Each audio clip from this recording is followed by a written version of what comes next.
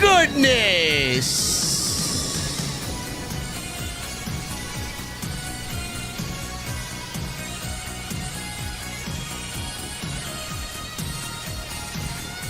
The best thing tonight in New York City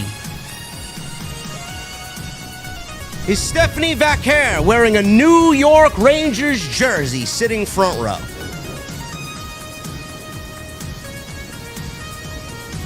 I know you saw. Monday Night Raw, ladies and gentlemen, from Madison Square Garden. If it wasn't for my guy CM Punk and Seth Rollins inside a steel cage, I don't know, man. There might have been 18,000 people slightly disappointed with what was a very dull show.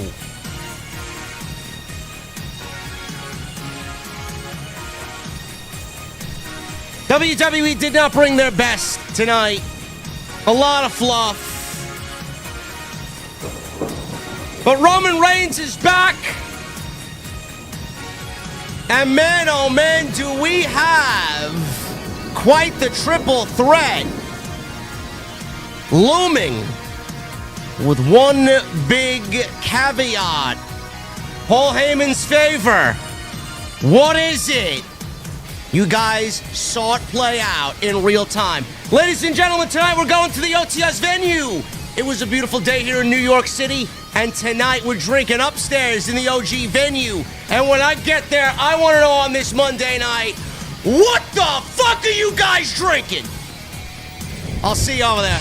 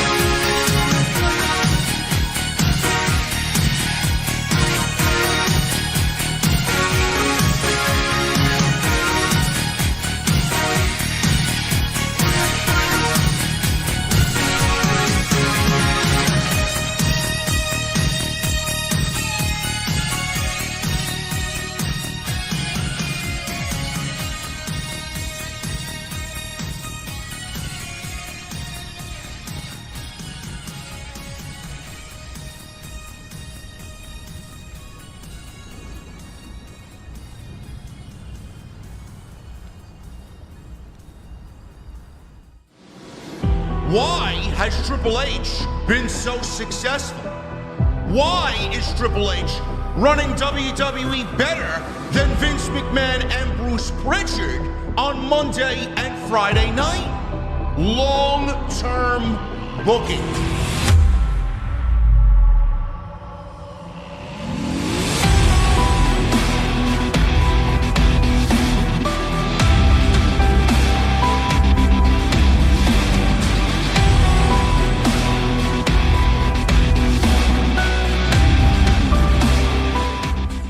What is going on, guys? Thank you so very much for joining me right here on Off the Script. This is your Monday Night Raw Post Show for March 10th, 2025. I am your host, JD from New York. As always, coming to you live from the OTS venue. Thank you guys so very much for joining me on your Monday evenings, wherever you may be. And tonight, Monday Night Raw was supposed to be a big show. 18,000 plus inside Madison Square Garden. We are on the road to WrestleMania. And tonight's show, I don't know how you guys felt about tonight's show. typically WWE does some big business in New York City. There's usually something that happens in New York City. If it wasn't for CM Punk and Roman Reigns and Seth Rollins tonight, Roman Reigns made his return inside the steel cage. CM Punk went one-on-one with Seth Rollins inside the steel cage in the main event. If it wasn't for those three men and Paul Heyman, this show was a complete letdown. This show was a complete disappointment. This show was a complete dud. I was very disappointed with Monday Night Raw tonight, man. It was not a good show at all up until the main event. I just feel like they skimped on a lot. I know we have John Cena coming back next week after 2 weeks, after the heel turn heard around the world. Might be 2 weeks too late, honestly. I mean, sure, the third week he'll be back. Fine, we'll pick it up there, but you got Cody Rhodes doing the brunt of the work right now going into WrestleMania in the 2 weeks since the heel turn. It's not really a good look, man. It's not. Cody cut a less than enthusiastic promo tonight. More of the same. He cannot continue to do this all on his own. We need to hear from John Cena. We need to hear as to why he did what he did. So we're getting that next week. Jey Uso and Gunther.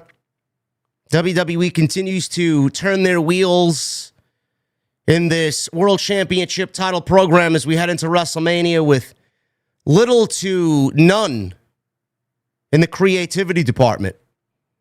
I don't know how many weeks now has it been with Gunther putting the sleeper hold on Jey Uso and then that being the segment. You know, Gunther said he was going to make Jey Uso's life a living hell. I don't know if putting him in a sleeper hold every single week for the last 4 weeks is what I would constitute as putting somebody through hell going into WrestleMania. We're going to need a little bit more than that as far as generating the excitement there. We got a lazy women's match tonight with Raquel Rodriguez and Bayley. I don't know who asked for that, who signed up for that. Crowd could not even be bothered to care. And we got Rhea Ripley and Bianca Belair getting into it after what happened last week. Bianca Belair's got her own problems with Naomi and Jade Cargill.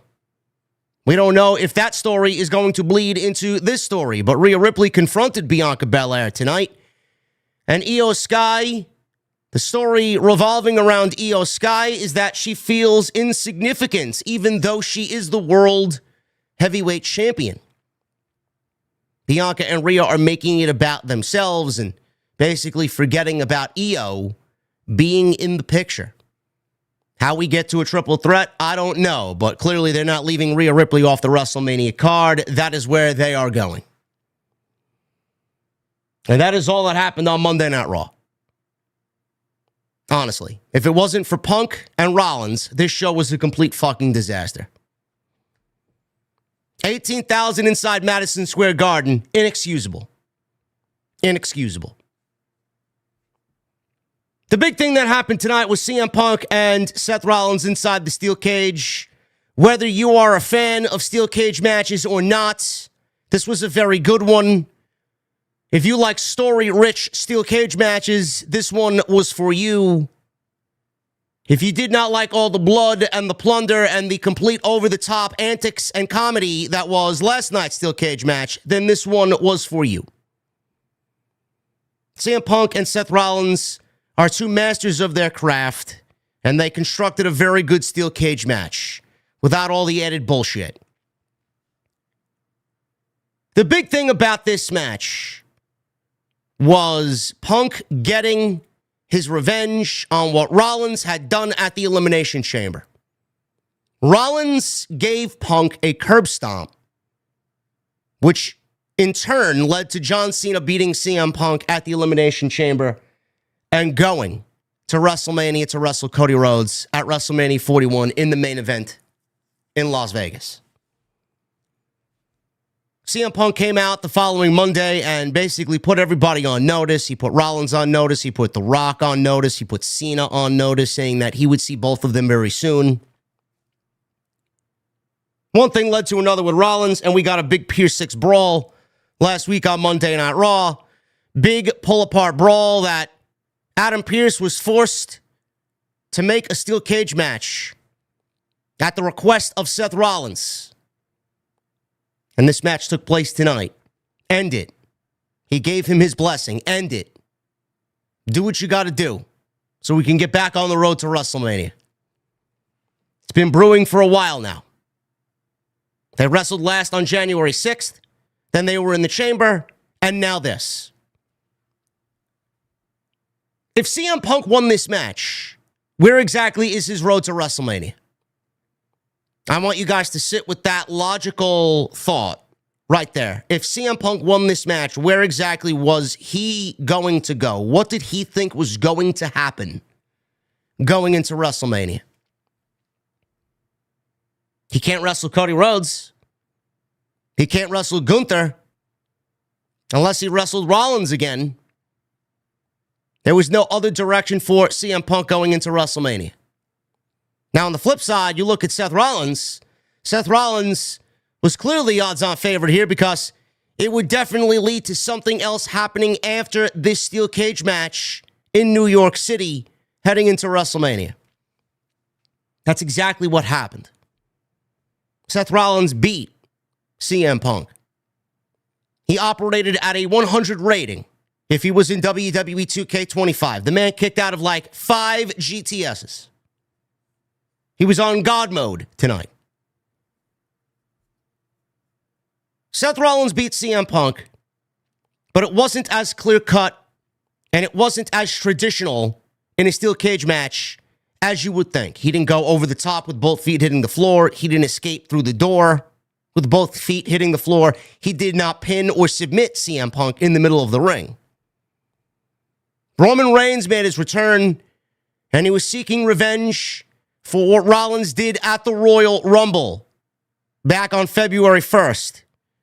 The curb stomp heard round the world. It wasn't just a curb stomp. It was a double curb stomp. Not 1 foot, 2 feet. That left Roman Reigns incapacitated. That was after Punk eliminated both Reigns and Rollins at the same time in the Rumble. And then afterwards, Logan Paul eliminated CM Punk. And then there was a whole mess on the outside. But Reigns was out thanks to Rollins. Punk had nothing to do with that. See, Reigns and Punk, there wasn't a dilemma there coming out of the Royal Rumble. There wasn't. It was all Reigns and Rollins. And that's it. No more. Whatever Rollins did to Reigns, that was the issue. And that's all Reigns needed as fuel to come back. And he had his man. He had his target, and that was Seth Rollins. He made Punk his target tonight for a completely different reason. After Reigns took care of Rollins, Rollins had delivered a GTS and a curb stomp to CM Punk, and he just sat there at the entrance of the steel cage door against the ropes. Roman Reigns returns with Paul Heyman. Roman Reigns pulls him out of the ring. Roman Reigns generously gifts Seth Rollins a victory over CM Punk tonight. Rollins is declared the winner. Reigns beats the shit out of Rollins. Spear on the outside. He was about to deliver a curb stomp to Seth Rollins as a retaliation on the steel steps tonight before Adam Pearce got involved. But while all this was happening, Paul Heyman was in the ring with CM Punk, and Punk's head was resting on Paul Heyman's shoulder. He was there to console CM Punk. Roman Reigns was stopped by WWE officials. He looked over at Paul Heyman to see him in the ring, and his mind was fucked. He didn't know what he was watching. He got into the ring. He pulled Punk off of Heyman. He delivered a spear. And he left Punk laying with Paul Heyman, not knowing what had just happened. And Monday night went off the air with the Tribal Chief standing tall after a spear on Seth Rollins and a spear on CM Punk. The rumor was triple threat. Reigns, Punk, Rollins, WrestleMania. That's exactly where we're going after tonight. I don't know how you look at the ending of tonight's show and not see that being the direction for Las Vegas. But the thing is, that little favor that Paul Heyman owes CM Punk, if you weren't paying attention, you might have missed it. That little favor that Paul Heyman owes CM Punk, that favor revealed itself tonight. Did you guys pay attention to what Paul Heyman and CM Punk's bond did to Roman Reigns? It threw him for a loop. It made him angry. It mentally fucked with Roman Reigns.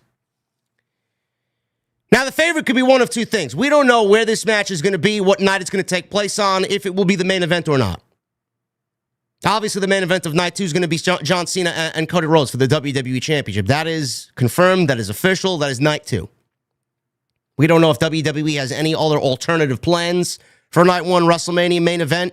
We don't know if The Rock is going to end up wrestling. We have no fucking clue. Probably not, but we don't know. At this point in the game, anything can fucking happen. But I think it's pretty safe to say, if you are a betting man, and you said that CM Punk, Roman Reigns, and Seth Rollins could realistically main event night 1 of WrestleMania in Las Vegas, that could realistically become a possibility. Is the favor going to be CM Punk asking Paul Heyman to get him in this match and have it be the main event of WrestleMania? Or is it going to be the main event of WrestleMania? Because I think it's pretty squared away that this is going to become a match.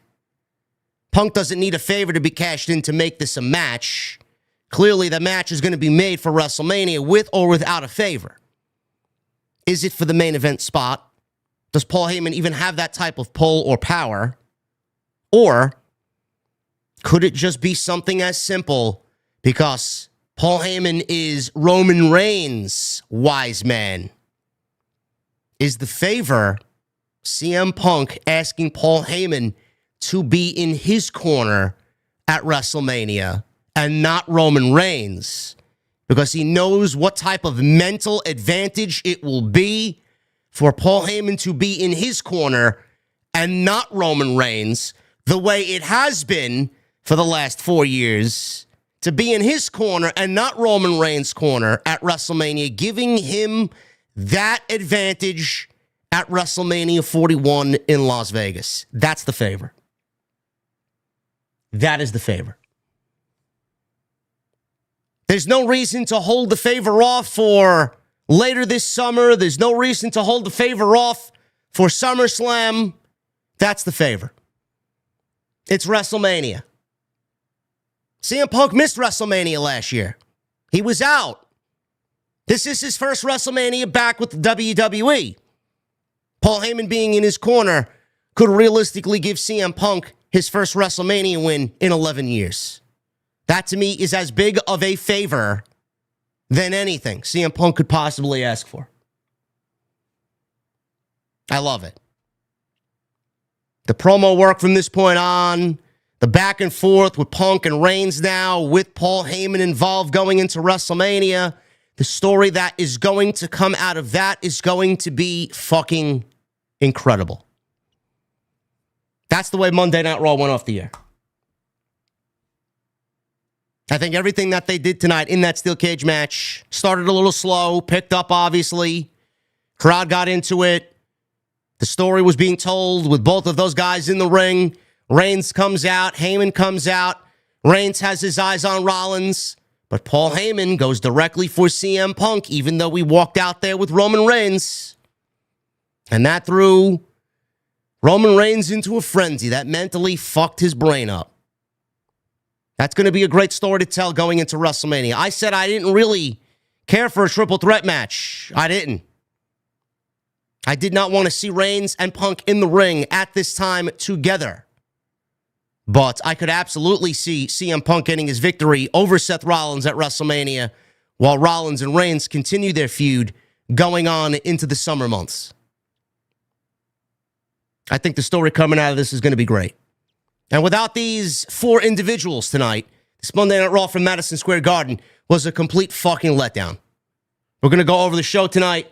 Outside of that, not a good show this evening. And I want to thank you guys for joining me this evening, tonight, on the Monday Night Raw Post, right here on Off the Script. Tonight, we're sponsored by my great friends over at Turtle Beach. I'm a gamer.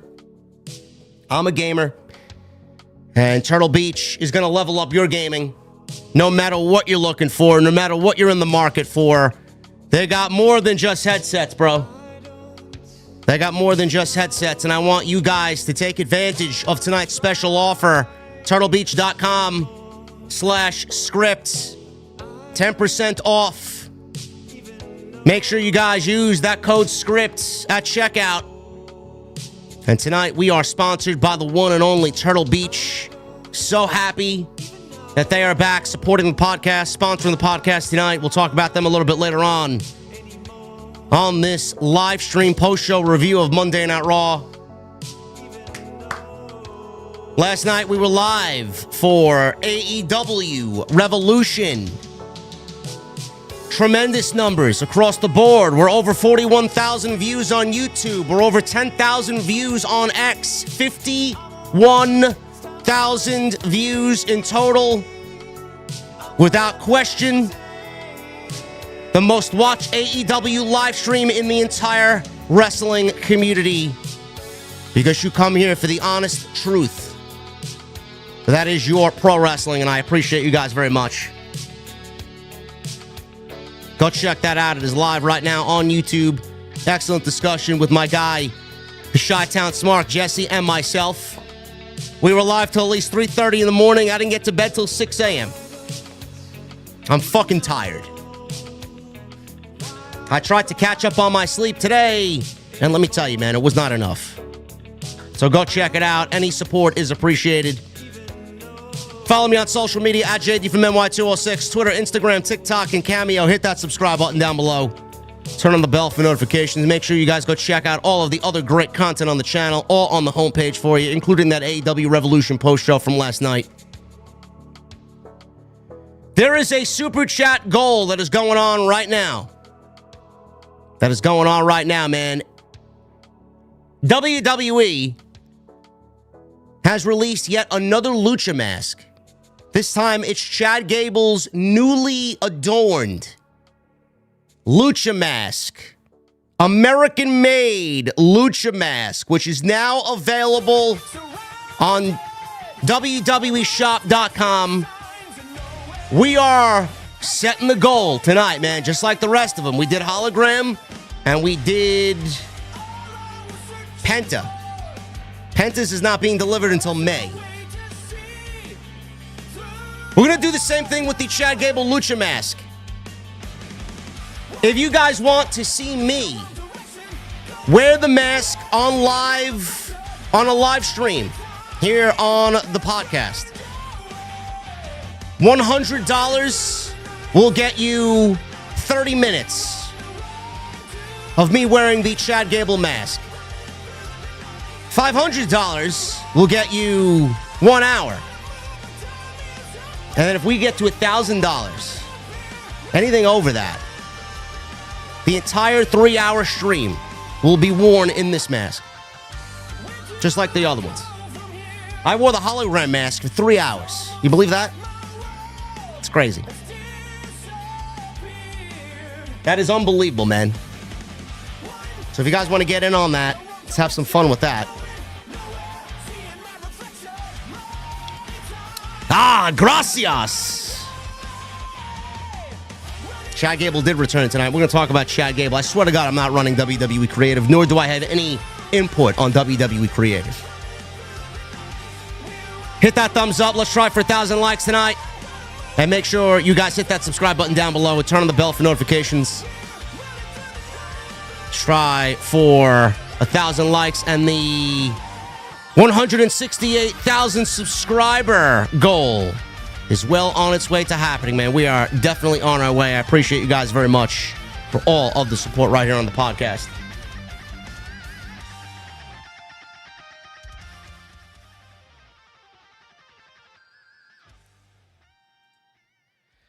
get into this Monday Night Raw review.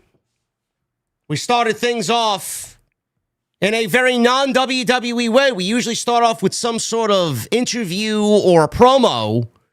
We start off with Jey Uso in a one-on-one match against Grayson Waller. I knew this show was off on the wrong start as soon as I seen Jey Uso wrestling Grayson Waller in the first match on Monday Night Raw. This went 9 minutes or so. Like I said, a rare instance where WWE kicks off Raw with a match and not some promo segment. We go into a commercial break almost immediately, 3 minutes into the match. Of course, they would start Monday Night Raw off from Madison Square Garden with the Yeet Man, with 18,000 people in New York City yeeting at MSG. Grayson Waller and Austin Theory, predominantly upper end, higher echelon jobbers. That's all they are. They have no real role on the show. They are simply there to make everybody else around them look good. So you would think that this would be a relative squash match. It was not. It went 10 minutes or so. So we pick it up after the commercial break, and Waller used a Theory distraction to take advantage here because Theory was on the outside in Grayson Waller's corner, and Jey Uso was on the apron, and he grabbed Jey Uso's foot from the outside. So Theory used this distraction to give Waller the advantage, and he was in control. As soon as he came back from the commercial break, Jey Uso fights back with a series of strikes and a big Samoan drop. Jey fended off another Austin Theory distraction, hits a super kick, but Waller blocked his dive attempt and hit his rolling flatliner for a 2 count.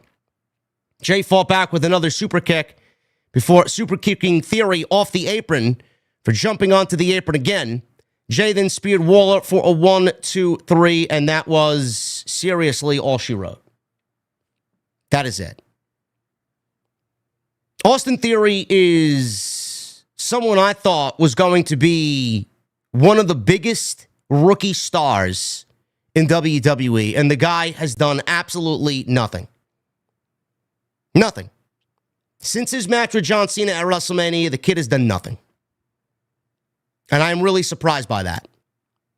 Don't know where they're going. Don't know what they're doing. I don't know if they're breaking up or they're staying together. Grayson Waller, he hasn't done anything since being called up from NXT. Nothing. There's just nothing there. You don't feel for him. You don't care to see him. They're just two upper echelon, higher end jobbers. That's all they are. This was simply put together to give Jey Uso any sort of momentum and some victories on the road to WrestleMania. Lazy. It is lazy booking. Theory and Waller attacked Jey Uso after the match, but he dumped Waller from the ring and then speared Austin Theory. Jey splashed Theory with the Uso splash, and the camera shot was done in a way so that they didn't pick up Gunther running into the ring. We saw the close-up shot of the splash, and then we see Gunther coming in from wherever he ran in from, slid underneath the bottom rope, got into the ring. He put that King Kong sleeper hold on Jey Uso, and he put Jey Uso to sleep once again. And that was it. Referees and officials quickly ran out there, and Gunther let go of the hold. He did not have possession of his World Heavyweight Championship. He just simply went out there, put him in a sleeper hold, and proved his point once again that Jey Uso is no match for the ring general, Gunther. I don't know how you guys are feeling. I don't know how anybody else is feeling about this Jey Uso and Gunther match. It's going to be a moment. I think we all know that. It's going to be a moment at WrestleMania. The Yeet Man's going to be the new World Heavyweight Champion. You know it's coming. You cannot run from it. You cannot hide from it. It's going to happen.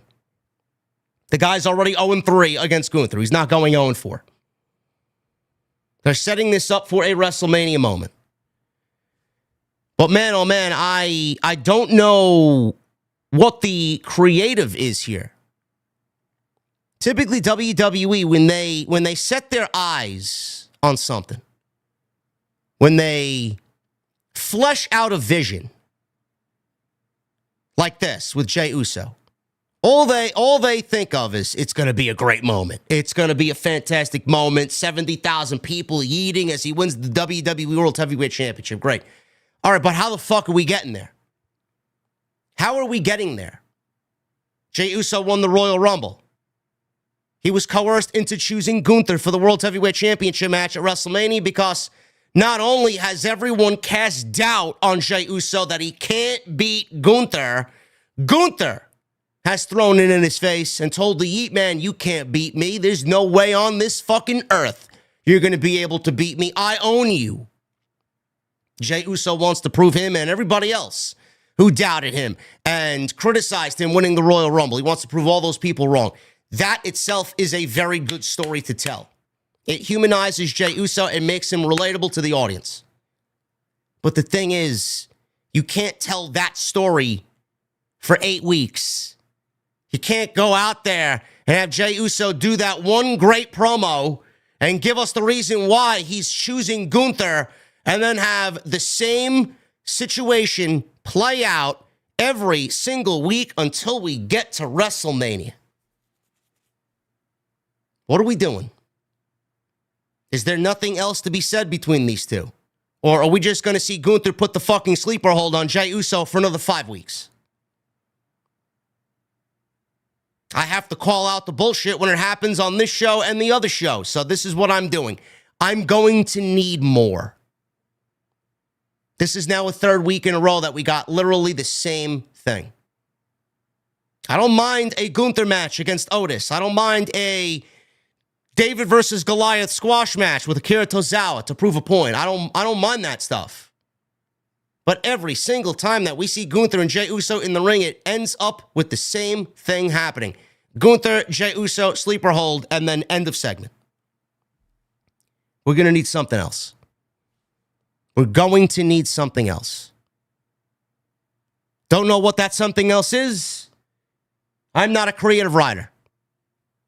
We're going to need something else to really kick this into the next gear. Because right now, we are operating at a snail's pace, man. Jey and Gunther and the creative team are riding in the right lane under the fucking speed limit, doing a 45 in a 65. I'm going to need you to at least go 5 miles over the speed limit. You don't got to be speeding down the fucking highway with the fucking state trooper hiding out in the bushes somewhere, ready to pick you off. But I'm going to need you to fucking pick it up a little bit. Put the foot on the pedal just a little bit. It's fucking boring.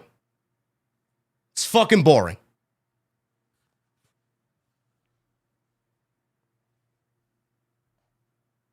Alpha Academy.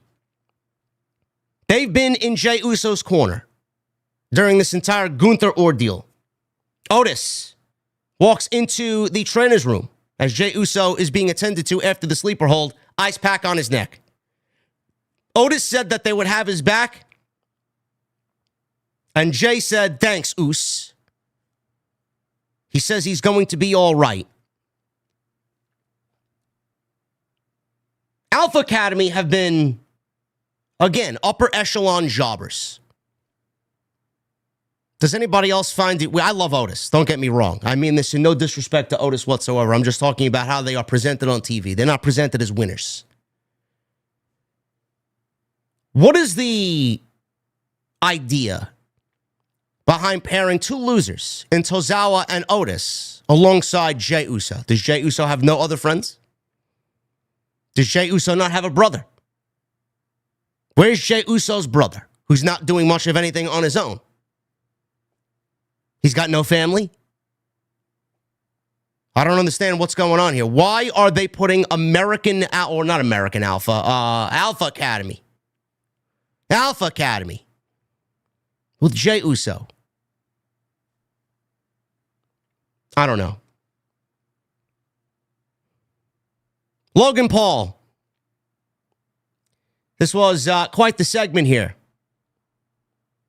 Logan Paul and AJ Styles. Apparently, this is where they are headed going into WrestleMania. I don't mind it at all. I think that could actually be a low-key banger at WrestleMania if they are given the time to do so. And that's exactly where they are going, heading into Las Vegas.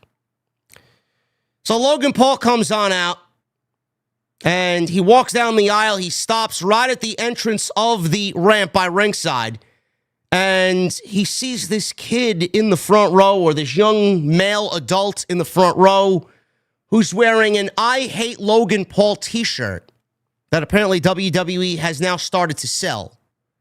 He goes over to this poor guy. He rips his t-shirt off right there in front of everybody sitting around him. Obviously a plant. They're not going to do that without there being some sort of production meeting. So the guy was where he needed to be for Logan Paul to do such a thing. You know, production meetings. You know, the things that the other place doesn't have. Rips this guy's shirt off. And that's the way this segment starts. So Logan, he gets on the microphone and says, when you think of him, you think of top stars like The Rock. He said it took John Cena 20 years to figure out that last guys finish last. He also said Rock should also consider his soul for sale.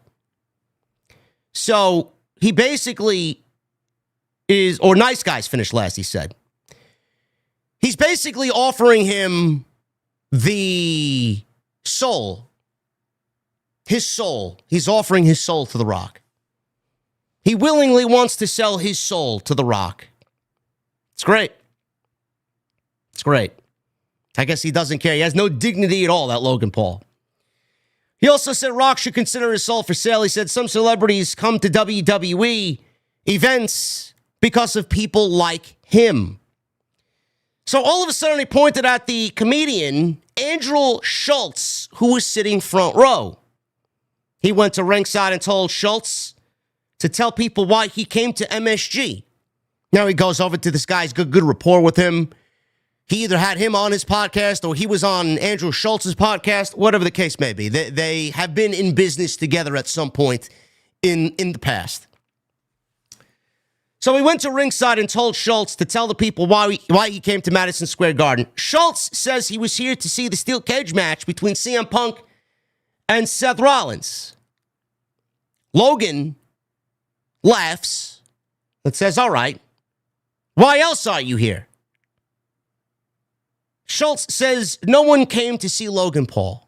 I did not come to see Logan Paul. Nobody here in New York City came to Madison Square Garden to see Logan Paul.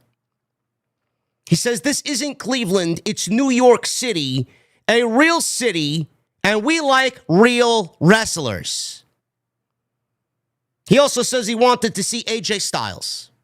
Everybody here came to see AJ Styles. Great. What is it with all of the recent celebrity dick swinging contest? I don't really understand it. WWE does it at the Chamber. We somehow get Drake on film and he's sitting front row at the Elimination Chamber, and then this spawns just this big dick swinging contest between WWE and AEW. From Drake, we get the rumors of AEW and some of their staff going to Tony Khan asking if they could get Kendrick Lamar into AEW. Kendrick Lamar doesn't know what the fuck AEW is. I would make a large bet on that. People like Kendrick Lamar don't watch All Elite Wrestling.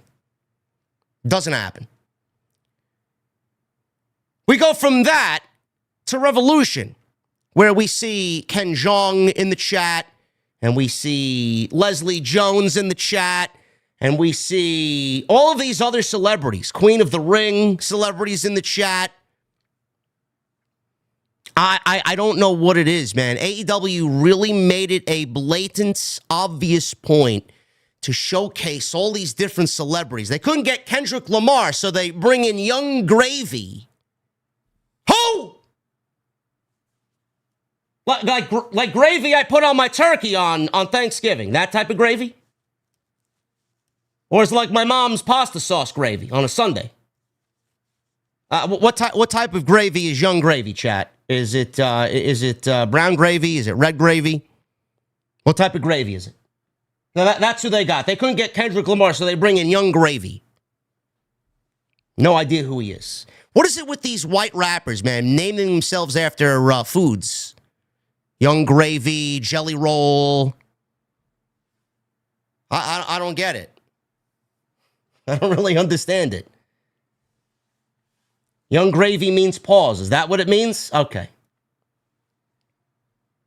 Listen, I don't know. I don't want to know about fucking Young Gravy. Anyway, Andrew Schultz says he's there to see AJ Styles. So Logan Paul yanked Andrew Schultz over the barricade and into the ring. He sets up Schultz for a suplex. Styles ran out, and he made the save. He dropped Logan and then landed a nice-looking phenomenal forearm. As Logan left, Styles mocked him for walking your sorry ass to the back. He says it's New York City and raised Schultz's arms as the segment came to an end.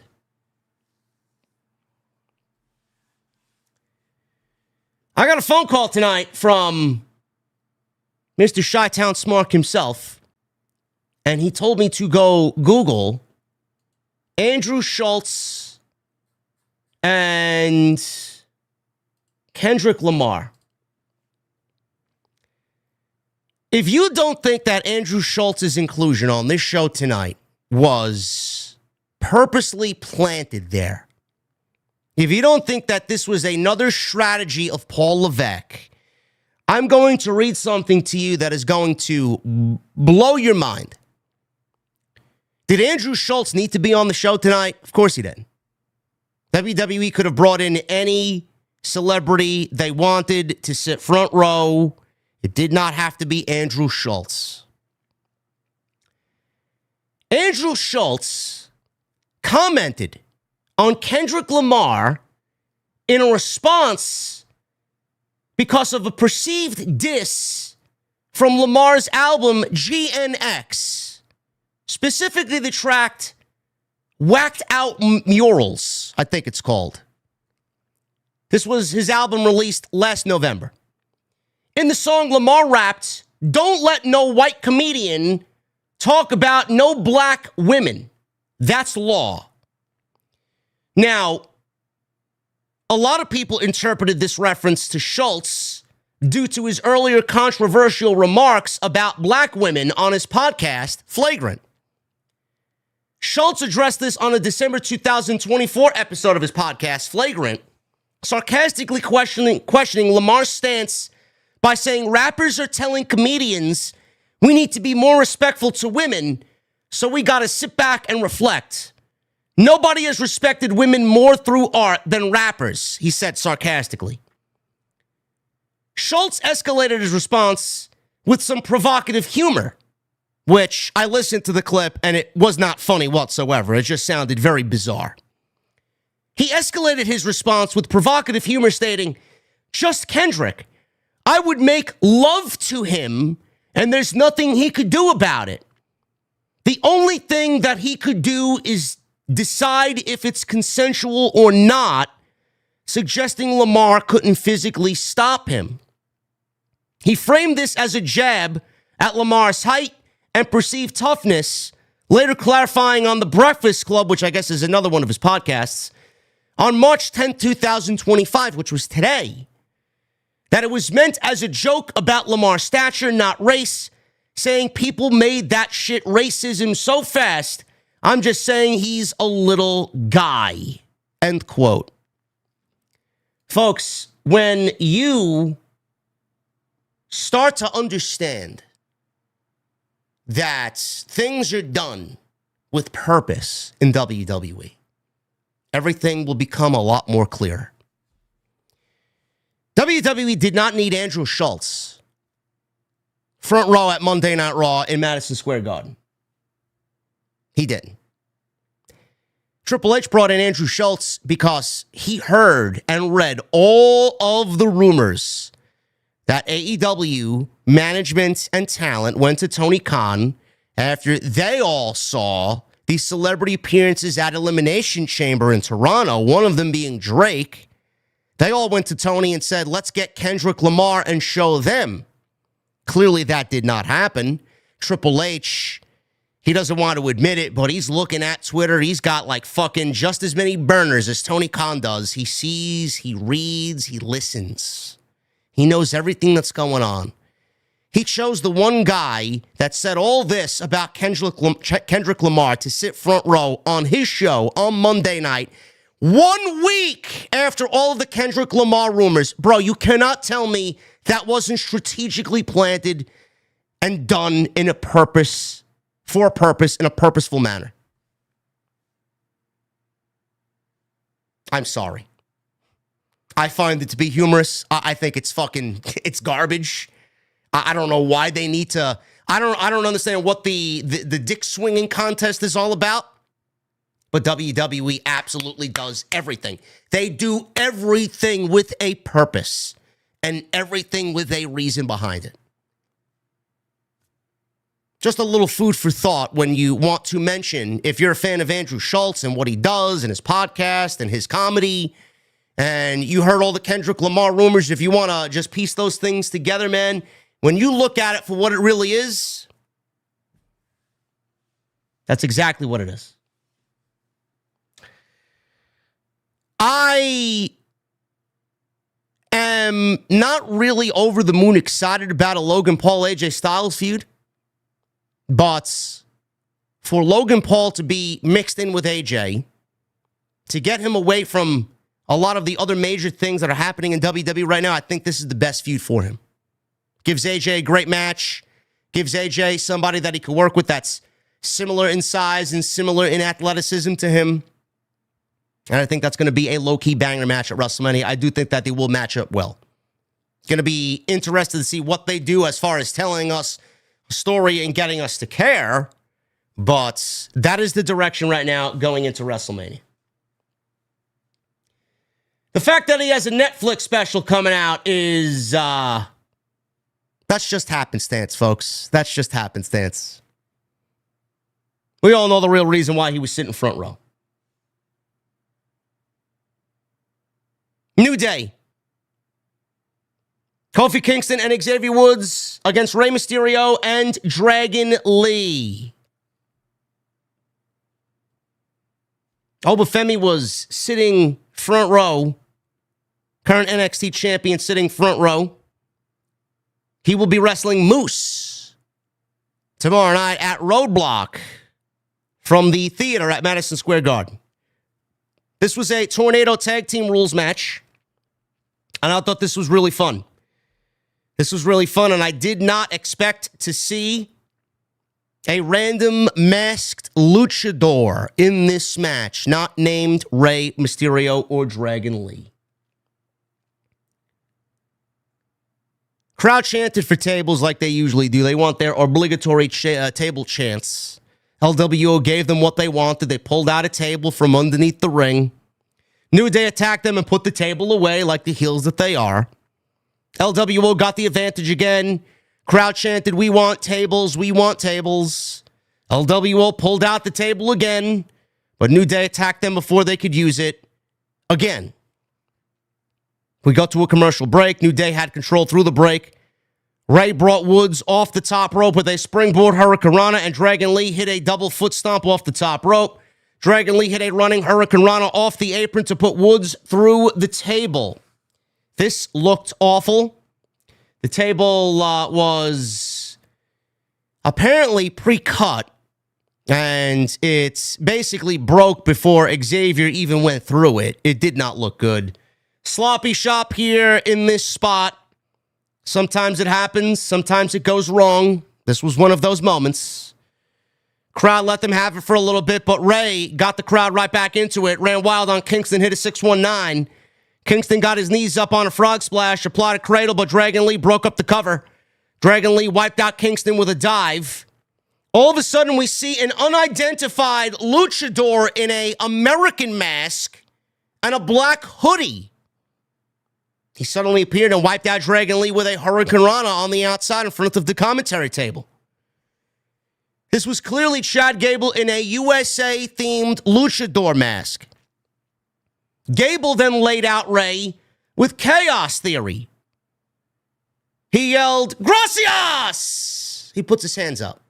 Thank you. Thank you. I laughed my ass off.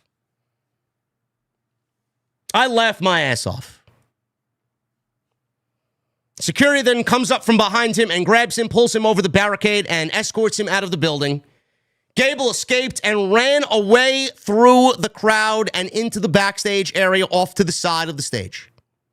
Thanks to the interference, New Day hit Rey with up, up, down, down for the 1, 2, 3. I thought this was fun. I thought this was really fun. New Day wins, as I would hoped they do. I mentioned this last week. I mentioned this 7 days ago because I enjoyed the segment with Chad Gable on excursion in Mexico as he went down some dark alley in Mexico, searching for the dark arts of Lucha Libre. Who's going to teach him the dark arts of Lucha Libre? He pays for a box, and within the box is something. And last week he opens it up, and before we get to see what it is, they cut to black. This week he shows up wearing what everybody believes was in the box, and that was a Lucha mask, because this is now going to give him the powers of Lucha Libre. I said last week, and I said last week on Tuesday Night Titans with the Solid Monster, I would not be surprised to see the New Day team with Chad Gable against Rey Mysterio and a mixture of LWO or Lucha talent. Now, WWE could go one of two ways here. They could do New Day, Chad Gable against Rey Mysterio, Dragon Lee, and somebody in the LWO. Cruz del Toro, Joaquin Wilde. Who wants that? Nobody wants to see that. Nobody wants to see that. Nobody cares for that. That's boring. That's boring.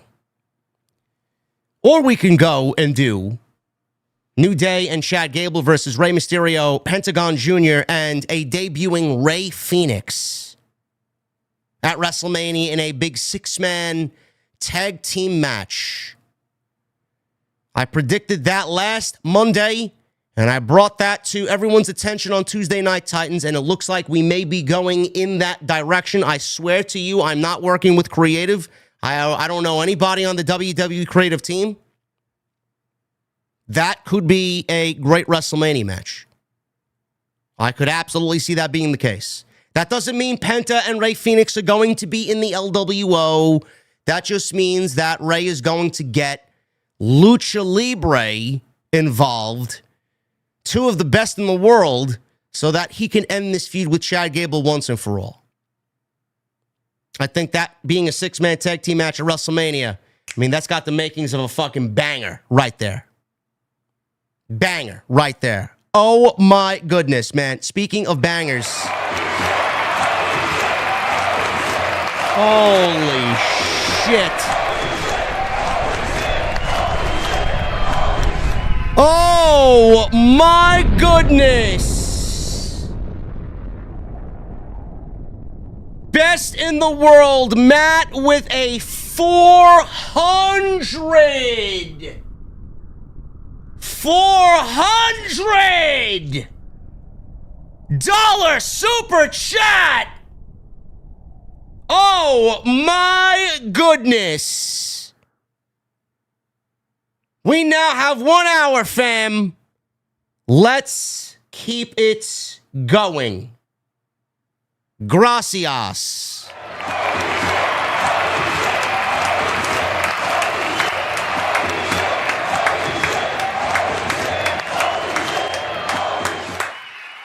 Oh, my God, Matt. Holy mother of God, brother. That's a lot of fucking money, man. Thank you guys very much, man. So Matt just put us over the 30-minute limit He just put us over the 30-minute limit. Actually, you know what? That's good enough for an hour limit. If you guys want to see the Mask War in the whole stream, we got just a little bit more to go. So that is fucking crazy, man. Holy shit. You guys are fucking unbelievable. Matt, thank you so much, brother. Thank you for being here. We are very lucky to have people like Matt in the chat. Thank you, brother. Unbelievable. The power of off the script, man. We got the best fucking community in the IWC. Nobody can tell me otherwise. So, yes, I am not working with WWE Creative. I predicted this last week, and it looks like we may be on our way there for WrestleMania. And that gets a thumbs up from me, man. That could be match of the fucking night if they go and do that. Very excited about where this goes. Chad Gable is fucking great. Everything that he does is just great. Love it. And the mask looks great. Super awesome. Judgment Day. They were backstage in the clubhouse. Balor complained to Carlito about Braun Breaker. He was not listening to Finn Balor as he was admiring his red apple. Liv, Raquel, and Dominic Mysterio all of a sudden walked in. Liv said Bayley will face Raquel tonight. And when Raquel wins, she'll get a shot at Lyra Valkyria and the Women's Intercontinental Championship match. Shout out to Sidro. Shout out to our guy, Sidro, here. He just left a super chat here, $2 super chat. I'm going to read this one here now live. Mom in ER, internal bleeding and bladder infection. I'm sorry to hear that, brother. I'm sorry to hear that, brother. Please keep us posted. Thoughts and prayers and love to our guy, our resident OTS comedian, Sidro. Let's leave some prayer emojis for Sidro in the chat tonight. Prayers to his mom. Keep us posted, brother. Keep us posted. Raquel is going to wrestle Bayley tonight. She wins, she gets a shot at the Intercontinental Championship. I don't think anybody asked for that at all. But here we are. Dominic then informed Balor that he got him an Intercontinental Championship match against Braun Breaker next week, as long as Balor informs Adam Pearce that he wants it. Balor hugged Dom in appreciation and said he was going to talk to Adam Pearce. Liv then looked over at Dom and says she doesn't understand why Dom didn't put himself in that match instead. Dominic told Liv, I believe in Finn. I don't know if he believes in Finn or he's shiesty like his Uncle Eddie. Looks and sounds like to me that Dominic Mysterio is setting Finn Balor up for failure so that they can boot him out of the Judgment Day. Because I don't think anybody thinks that Braun Breaker is going to lose to Finn Balor. Balor is going to have a big uphill battle next week, and he ain't taking that title from Braun Breaker. Speaking of Monday Night Raw, next week and the next 3 weeks, Monday Night Raw will be overseas. They embark on their European tour. They will be international on the road to WrestleMania. Netflix is airing Monday Night Raw live the next 3 weeks. I think next week is 3 p.m. Eastern. The week after that is 4 p.m. And then the week after that is 3 p.m. So what do we do, chat? Do we go live as soon as those shows are over Eastern time, or do we wait for the normal time to go live? I'm thinking we go live immediately after those shows are over, around 5:30, 6 o'clock. Let me know what you guys prefer. I think I'll be doing a poll, but just to gauge the reaction here from the live stream chat, I think we go live after those shows are over, no? That way I can have my Monday night free. Oh, my goodness. Maybe we play some games. I don't know. Man, that's going to be fucking weird. Afternoon Monday Night Raw? Holy shit. Times are changing, man. Times are changing. So, yeah, I think they're setting up Balor for failure, and they're looking for any and all reasons to basically say he is the reason why Judgment Day is failing. This is all a setup. Cody Rhodes. Cody Rhodes is out there and he is about to address John Cena. Again. After Friday. He's addressing John Cena again for a second night in a row. And John Cena, he's got so much history in Madison Square Garden, could not even be bothered to show up at Madison Square Garden. Now, 2 weeks since he won the Elimination Chamber and turned heel in front of the entire world, we still have not seen John Cena on WWE television. He will be on next week's show as he will come face-to-face with Cody Rhodes in Brussels, overseas, 3 p.m. Eastern, live on Monday Night Raw. Cody's out there. He's still got a little bit of a black eye. Very noticeable. Another passionate promo here. Rhodes says he was there because the Garden was the cathedral and WWE's home base. His WrestleMania opponent, John Cena, was not here this evening. The mere mention of Cena's name got boos. Travis Scott's name got boos. And The Rock got boos. Rhodes noted that Cena would be in Brussels, Belgium next week instead. Not tonight in New York City at Madison Square Garden. This was the same Cena who won his first United States Championship inside Madison Square Garden and returned to the Royal Rumble from injury after 3 months when he should have been out for 9 at Madison Square Garden. It was apparently an easy decision for Cena not to appear at MSG. However, Rhodes does not begrudge John Cena for having a part-time schedule. We got dueling Let's Go Cena, Cena sucks chants breaking out in New York City. I mean, that's just going to happen. That's just going to be a thing. It's been a thing for most of his career. Rhodes paused his promo and told the crowd, let Cena hear it wherever he is. Louder. Rhodes did begrudge Cena for something, though.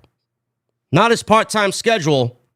He mentioned John Cena's social media post stating that you must have the discipline to do what needs to be done, even if you don't feel like it. Rhodes compared Cena to the overzealous teacher or coach who kept giving advice, but it was time for Cena to sit down, you goddamn moron. So he went into a whole spiel about the teacher giving the students a lesson in the middle of them working on whatever the teacher is teaching them, or a coach yelling from the sidelines while someone is in the ring boxing, or someone is in the batter's box getting ready to hit as the pitcher's hitting. You got the fucking coaches yelling at you. Let me do my job. Let me take what you've taught me and do the fucking job without anybody giving me some added bullshit. Nobody defined best for business quite like John Cena. But there were 17,000 in attendance. The announcers made it known that it was 20,000. WrestleTix mentioned it was 18,000. I don't know how many thousands were in the building. There were a lot of people. The key number to remember here, said Cody, was 17. The record that John Cena was chasing.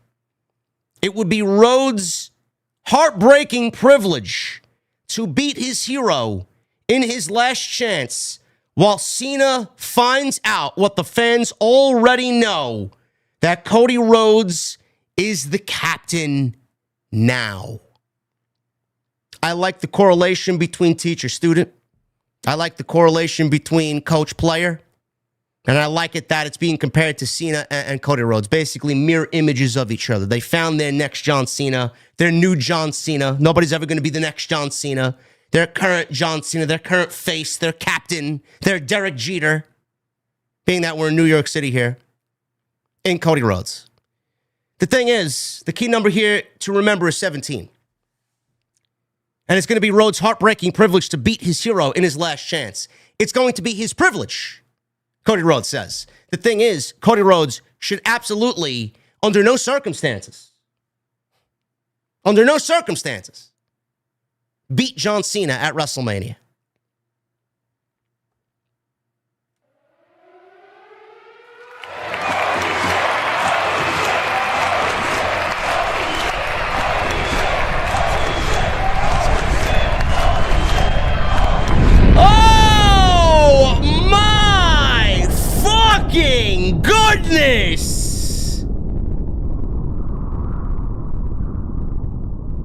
Holy shit!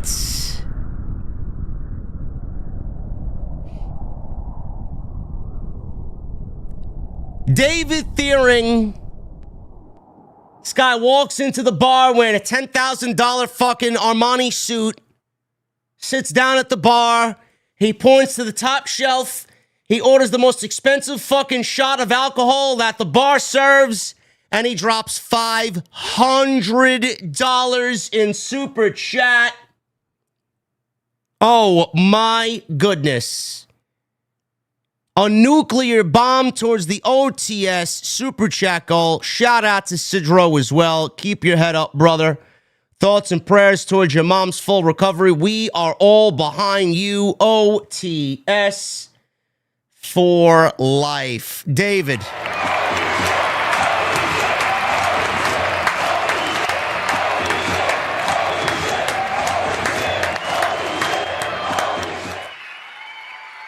Looks like we are American-made for an entire stream, man. Hopefully, we get the mask before 4th of July. I just looked it up. They're not shipping until June 27th. WWE's got these long-ass wait times for their masks. I'm still waiting for my Penta mask.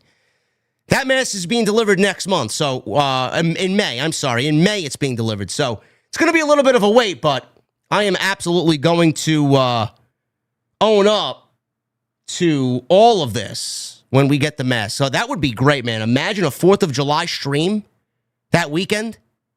What is that weekend? Money in the Bank? Imagine me wearing that on 4th of July weekend for Money in the Bank. Unbelievable. David Thiering, best in the world, Matt. You guys are fucking unbelievable, man. Holy shit.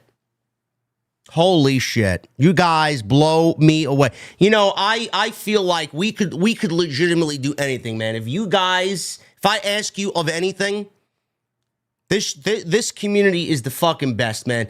This is the type of community that would give their shirts off anyone's back in the need of helping somebody else. It's unbelievable. You guys legitimately leave me speechless time and time again, man. It's unbelievable, this chat. This community and what we've just put together. I appreciate you guys through everything we've been through, and we are not even at the tippity top yet. This is going to be our year. We're going to be making some moves this year, and you guys are going to be right here to see it, man. John Cena should not beat Cody Rhodes at WrestleMania. Or actually, Cody Rhodes should not beat John Cena at WrestleMania. John Cena should absolutely beat Cody Rhodes at WrestleMania. John Cena should win number 17.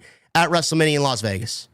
The downfall of Cody Rhodes this year as compared to last year's highs and the height of his story, he needs to fall this year. The payoff needs to happen. John Cena needs to win the WWE Championship. Good promo. I like the correlations between what he was talking about, but 2 weeks for John Cena to show up. I get that he's got a busy schedule. But I mean, 2 weeks after the turn, going into 3 weeks, man, that promo better fucking absolutely slaughter next week. It needs to be the biggest talking point for another 3 weeks, that promo. Whatever they have planned next week needs to be an absolute barn burner of a segment. Raquel Rodriguez. She went one-on-one with Bayley. This went 11 minutes. This was absolutely fucking boring. I have never heard Madison Square Garden this quiet. I don't know if it's just people don't care about Raquel. I mean, even Bayley's offense wasn't getting any reaction whatsoever, or not much of a reaction. Have the fans already soured on Bayley as well? This was fucking dull. Nobody wanted it. Nobody asked for it. Nobody had any interest in it. We'll pick it up after the commercial break. Bayley fought back, hits a flying elbow drop off the top rope for a 2. She missed a baseball slide. Managed to shove Raquel Rodriguez into the steel post before Rodriguez turns around and did it right back to her. Dominic distracted the referee while Morgan tried to interfere, but Bayley knocked her off the apron. She also knocked Dom off the apron and went for a dive, But Rodriguez caught her and slammed her belly-to-belly suplex on the announce table. Bayley barely avoided a countout, but Rodriguez booted her as she entered the ring. Rodriguez followed with the Tejana Bomb for the 1, 2, 3. Are we excited for Raquel Rodriguez and Lyra Valkyria? Lyra's not even over as champion, as a babyface champion. Now you're putting her in the ring with fucking someone who is as dull as dishwater and Raquel Rodriguez, man. I can't wait to see the non-reaction this match is going to give us. Absolutely a waste of time. No reason to emotionally care about this whatsoever. Hopefully next week we get whatever the fuck Liv Morgan is doing at WrestleMania. Will we see Alexa Bliss? Do we see the Wyatt Six? Is Alexa Bliss going to be with the Wyatt Six? Looked like coming out of the chamber it was going to be Liv Morgan and Alexa Bliss in something going into WrestleMania. What is Liv Morgan's WrestleMania match going to be? Will that start to reveal itself next week? I don't know. All of this is a waste of my time. Kathy Kelly interviewed Chad Gable. Chad Gable's backstage. He played dumb when Kathy Kelly asked him what he was doing out there wearing the lucha mask. He denied he wore the lucha mask. That wasn't me. That wasn't me out there. Kathy Kelly tried to egg him on. Why don't you be upfront and honest with the audience, with the WWE universe? That wasn't me who attacked the LWO. He then called the security in New York City pathetic for not getting to that fan before he could get involved. Kathy Kelly started to argue and go back and forth with Chad Gable. They started talking over each other. In the background, we see a man in a black hoodie and the same USA-themed, American-made mask being carried out by the security. Chad Gable looked around. He looked and saw this all going down. And then he looked at Kathy Kelly and said, just like I said, security is pathetic. And he walked away. Kathy Kelly didn't know what to think. She quickly ate her words after this promo. Who was wearing the mask? Did he find some poor schmuck? Did he pay off some poor schmuck to wear this mask so that when the security saw this individual wearing the mask, they would take him out of the building and not Chad Gable? Everybody's like, oh, it's Rey Fenix. It's Rey Fenix. No, it's not Rey Fenix.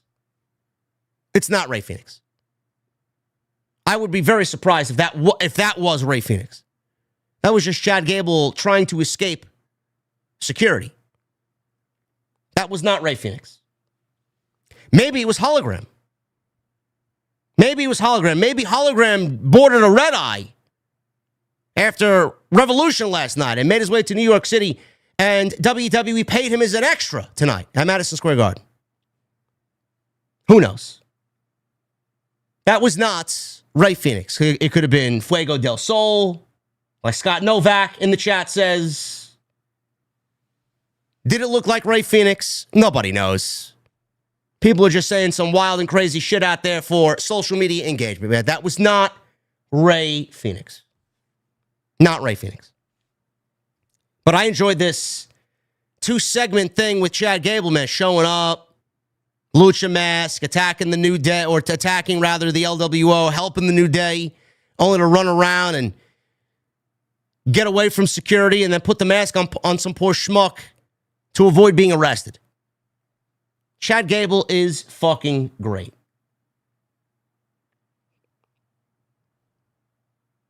Celebrities were shown at ringside. Macaulay Culkin, who has more TV appearances than Roman Reigns this year. William Jackson Harper, Chris Diaz, Josh Segara, and Nardo Wick are in the crowd. I have no idea who any of these people are.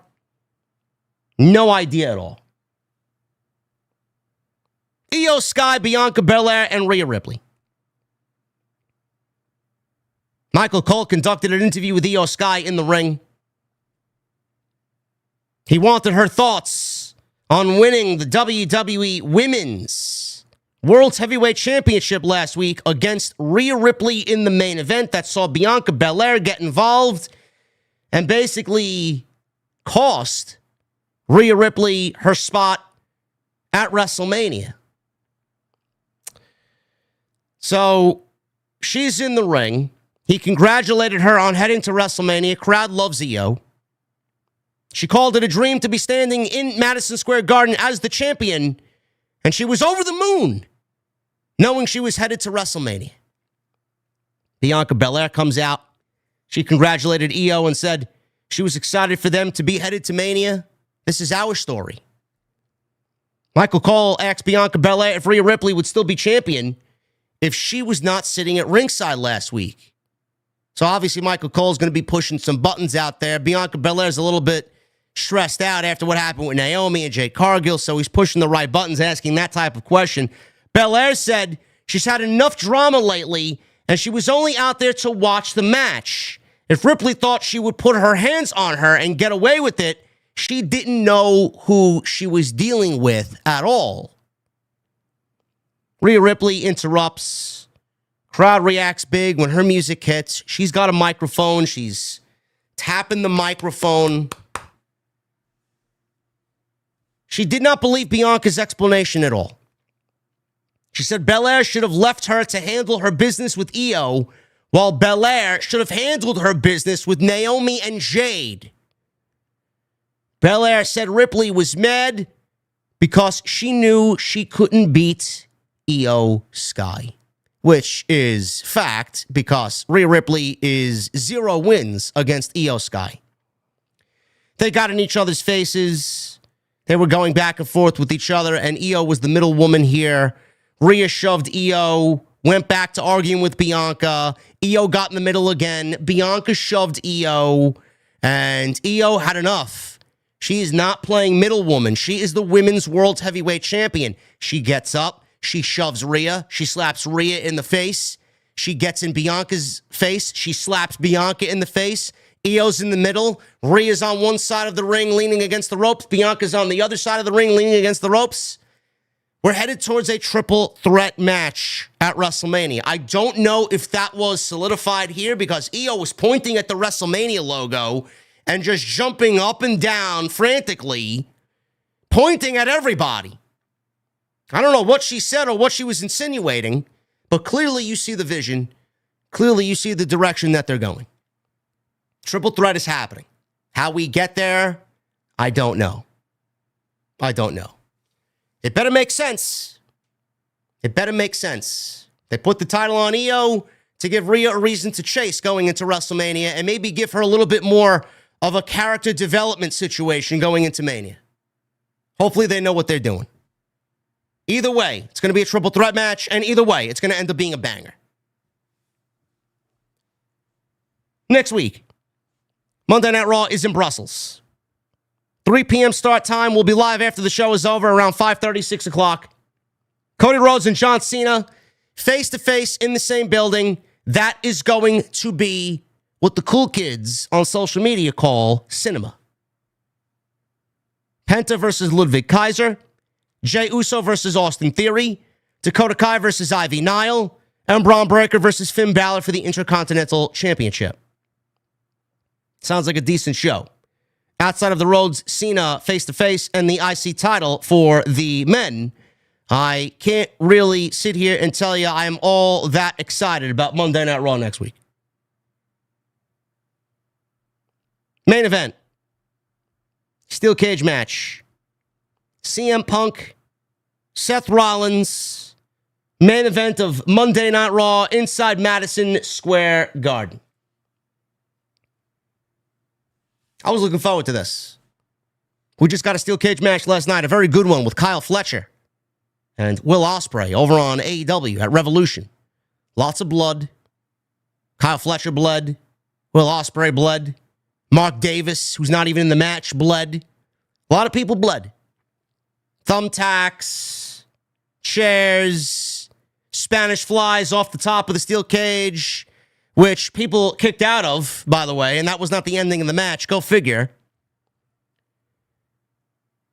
This was a different steel cage match. If you didn't enjoy last night and enjoyed this, I could understand why. If you didn't enjoy this, but you enjoyed last night's steel cage match with Fletcher and Ospreay, I could understand why. Two completely different feuds, two completely different matches. This one was definitely more on the emotional side of things. This one didn't need to resort to over-the-top antics, large amounts of blood, and weaponry in the ring to get a point across. They got their point across with the one thing that we are all here for, folks, story. They got their point across through story. And the point was made with the vision of long-term booking. Rollins threw his jacket at Punk as he entered the steel cage and entered the ring and attacked him in the ropes. And we start the match. Crowd booed Seth Rollins because he took a cheap way to get the advantage early on here. Punk fought back. They started wildly slapping each other and punching each other. Rollins powerbombed Punk into the side of the cage, leading to a commercial break. We come back from the break. Rollins repeatedly drove Punk into the cage. Rollins then opened the door and invited Punk to leave. He invited Punk to leave the cage. There you go. There you go. You want to walk out to WrestleMania? There you go. Punk flipped off Rollins. We got a black screen that tried to black out the middle finger. You know, Cody Rhodes can say, "Go fuck yourself, Rock," on Peacock, but when we get a middle finger gesture here from CM Punk to Seth Rollins on Netflix, apparently they want to black the whole fucking screen out. I felt like I was watching SmackDown. SmackDown on Fox, they used to do that. At least here they still have the sound going. They blacked out everything on SmackDown. Blacked out the fucking visuals. They cut the sound off. It's like you were watching a fucking black screen of death for about 30 seconds. Punk used a Hurricanrana to drive Rollins into the cage, and he followed with a GTS. That's one GTS. Punk did not go for a cover. Punk did not go for a cover so quick because, we got a lot of false finishes in this match regardless, and we got a lot of false finishes last night at Revolution. A lot of people use their finish, kick out, finish, kick out, finish, kick out. It's like fucking 9 matches of finishes and kickouts. Punk drove Rollins' face into the cage, and he hit a running knee to the back of his head, causing Rollins' face to bounce off the cage. Punk then invited Rollins to leave. Leave the cage. There you go. You want to go to WrestleMania? There you go. There's your exit. And Rollins flipped off CM Punk. This was also blacked out. They blacked out the middle finger. Punk hit repeated elbow drops, obviously paying homage to Macho Man Randy Savage. So, elbow drop, and he goes for a Hurricanrana. He drives Rollins into the cage. He follows with a GTS. He did not go for the cover, like I said. Elbow drops, flying elbow drops repeatedly. Neither man has gone for a cover yet, so no cover has been made. Punk invited Rollins to leave. Cover, flying elbow drops. He finally did go for a cover here, and he gets a 2 count. A third flying elbow drop. That was enough to go for a cover. First cover of the match. Punk climbed to the top of the cage. Rollins met him up there. They did this cool drone-looking shot where they were filming from the drone, and the steady camera shot was from the drone looking at Rollins and Punk on top of the cage. Rollins yanked Punk down from the top of the cage and hit a superplex off the top rope. But, they want to embellish and say it was off the top of the steel cage. It was not off the top of the steel cage. Punk was on top of the steel cage. His feet were touching the top of the steel cage, but Rollins superplexed him off the top rope. It still looked like a great spot, but it was not off the top of the steel cage, which I thought they were going to do, but thankfully they did not, because I don't want Punk to die in the middle of the ring. I'm like, look at this old timer, man. Look at him. he's going to risk death here inside a steel cage at Madison Square Garden. Rollins went for a pedigree. Punk countered into a GTS for a near fall. So, the GTS, that was his second GTS. Rollins went for a pedigree. Punk countered into a GTS for a near fall. Punk went for another GTS, but Rollins countered into an STF. So he's using the same move that beat Punk inside the Elimination Chamber as a troll on Punk. Punk reversed that into the Anaconda Vice. Rollins raked the eyes to get out of it. Rollins hits a curb stomp for a near fall. Rollins set up for a super stomp. Punk yanked him off the ropes. Hit a third GTS for a near fall. It was as if Rollins was operating on a 100 rating in WWE 2K25. Punk had all these finishers lined up and saved. Finisher after finisher after finisher, kick out after kick out after kick out. You can't beat him. Can't beat him. Punk was frustrated. He hits a curb stomp then. He uses his own finishing move against him. He uses Rollins' own finishing move against him. He stole his finish. Curb stomp. Rollins kicks out. Punk saw the open door and turns around to see Rollins screaming at him. If you want my house, take it from me, asshole. You want this from me? Earn it, you asshole. All audibly heard. They didn't bleep that out. Punk hit him with a running knee. Set up for another GTS. Rollins popped out and hit a GTS of his own. Rollins followed with a curb stomp for a near fall. Crowd was on the edge of their seat. They went crazy at the kick out of the GTS and the curb stomp. Punk kicked out. Rollins goes to the middle rope. He's now on the second turnbuckle. Super stomp off the middle rope. That was it. I thought this was over. I thought he was seemingly going to just pin him. 1, 2, 3. Rollins wins. Goodbye. Rollins had the match won. He did not make the cover. And he was sitting by the door of the steel cage. The door was open. He should have exited. He didn't. You heard the crowd just start kind of raising their octave level. I knew Roman Reigns was coming down. We didn't hear his music. He came down and he ran down to the ring. It was just Reigns. I like it. I like the fact that WWE, it's such a Vince thing. Cue the music. It is so much more impactful when someone makes their return and they come to interfere in a match and there's no fucking music. Reigns was outside. He pulled Rollins through the inside of the ring out, through the ropes. And because his feet hit the floor, Rollins won the match and he beats Punk in the steel cage. He technically escaped the cage. Rollins was shocked to see Reigns. Reigns hit Rollins with a Superman punch, spear, and then he hit a curb stomp. Reigns placed Rollins over the steel steps and set up for another stomp, but the officials ran down to stop him.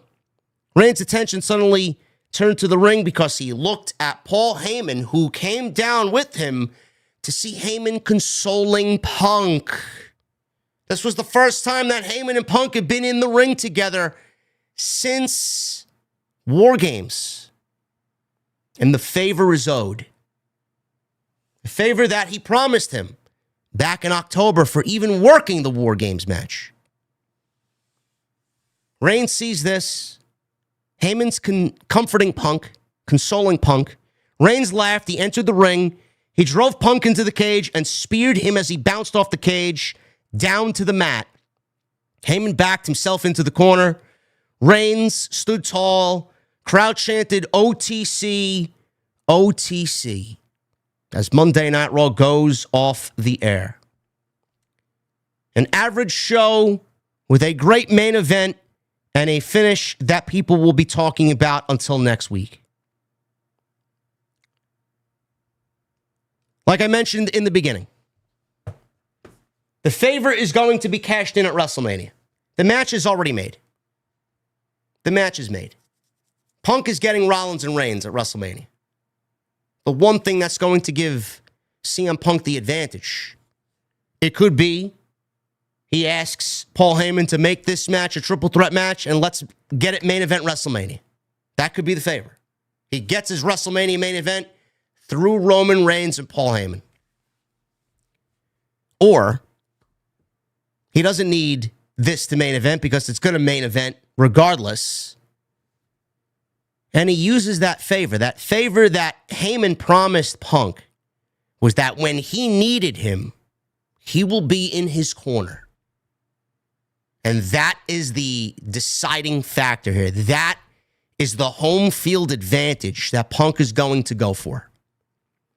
When I need you, I'm going to call and you are going to be by my side.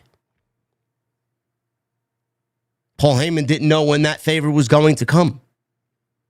But there's no better time than now when Punk knows that Roman Reigns and Paul Heyman are together. There's no better time than now when Punk knows that Paul Heyman is Roman Reigns' wise man. Roman Reigns will be without a wise man at WrestleMania. CM Punk will have a wise man that will guide him to victory. And that is going to be what the favor is and how the favor will be cashed in. Paul Heyman being in CM Punk's corner is going to give CM Punk a mental advantage over Roman Reigns because he's got Rollins' number beat. He knows he could beat Rollins. He's done it once before. It's not the issue. Now you're going to add Reigns. Not only does Punk have the advantage over Rollins because he's got a victory over him already, but now he's going to have the mental advantage over Roman Reigns. So he's going to be walking into that match feeling pretty good about his chances at WrestleMania. And when Roman sees Punk with Heyman, and Heyman is in Punk's corner at WrestleMania, the mental mind games are going to throw Roman Reigns off of his game so much at WrestleMania that we could legitimately see Roman Reigns for the first time in a very long time go into WrestleMania. Well, he lost last year.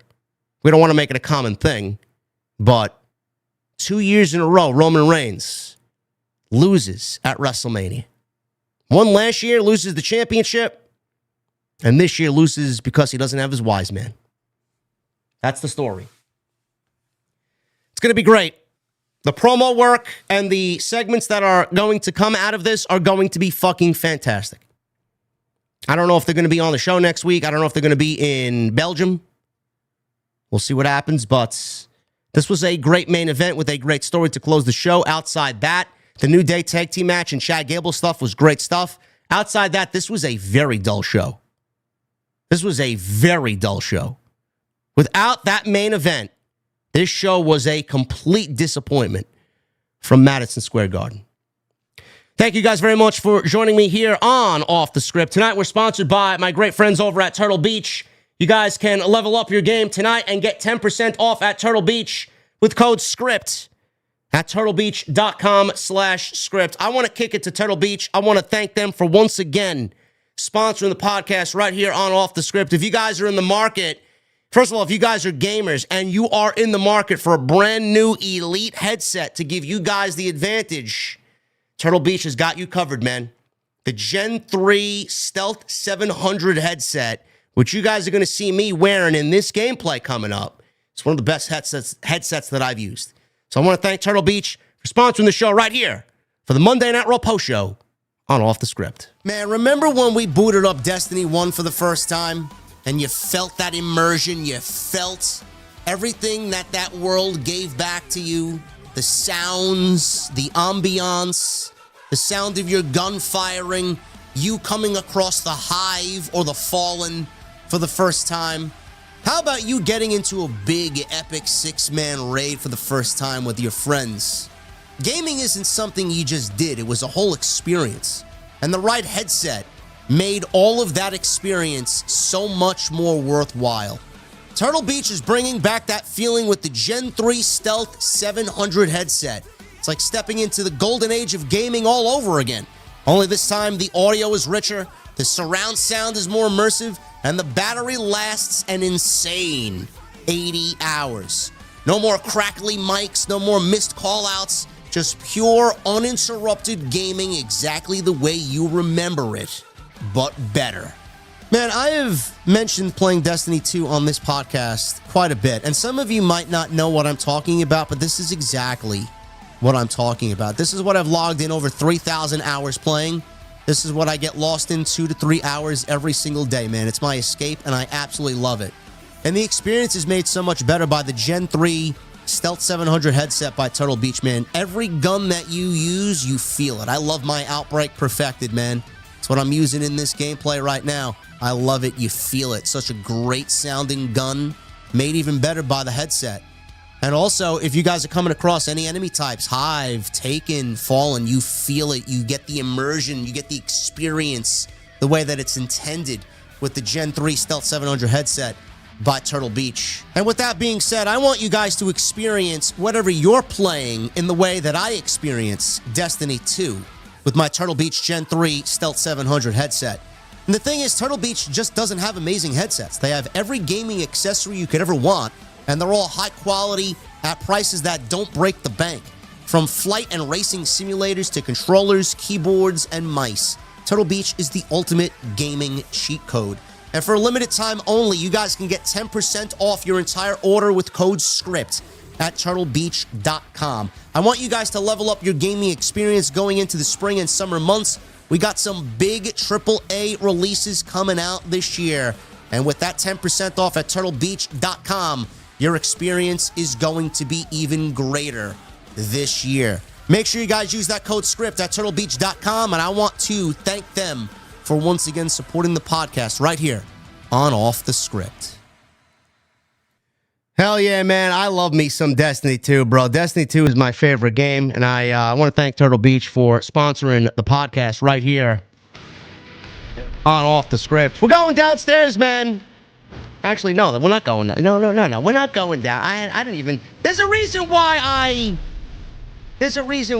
didn't do my mother's basement today, man. I didn't fix the layout. I was going to go downstairs and read some super chats. We'll just go right back upstairs. Yeah, I love Destiny 2, man. I love Destiny 2. I'm going to play some as soon as the stream is over. But I want to thank Turtle Beach, man. Turtle Beach is a great brand. Great headset. Get yourself a Gen 3 Stealth 700 headset, man. 10% off. They do more than just gaming headsets, man. They sell game pads and controllers, steering wheels. Some great stuff over there, man. 10% off, code SCRIPT at turtlebeach.com/script. I want to thank them for sponsoring the podcast right here on Off the Script. Yeah, I'll be on tomorrow, brother. Triple M, I'll be on tomorrow, man. I am grinding the shit out of that rocket sidearm in the Nightfall, man. Double rewards, apparently. Double rewards tomorrow for Nightfall. Michael Krause with a $2 super chat. Good Monday, JD. Let's go. Yeah.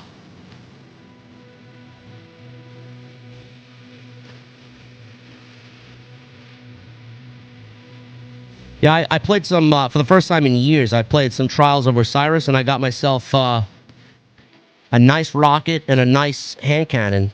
Both versions of the hand cannon, the Arc and the Void one. I got some god rolls on them, man. Not Adept, but I got Rapid Hit and Volt Shot on the Arc one, and I got Destabilizing and Demoralize on the Void one. And I think I got, on the Rocket, I got Envious Arsenal and Bipod. So I got some decent rolls. Boss Mo Jackson with a 199. Love the rant you had on the Revolution review. AW fans suck. Most of them do, Boss Mo. Most of them do.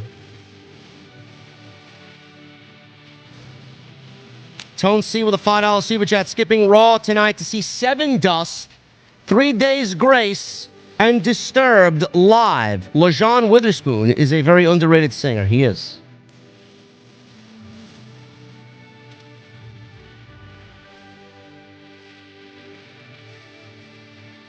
Oh yeah, I got something. Shayura's Wrath. I got something with Destabilizing too. I don't know what it was. Tone C, I hope you had a good night tonight, man. Seven Dust is great. And Disturbed just released a new single, man. The new single is really catchy.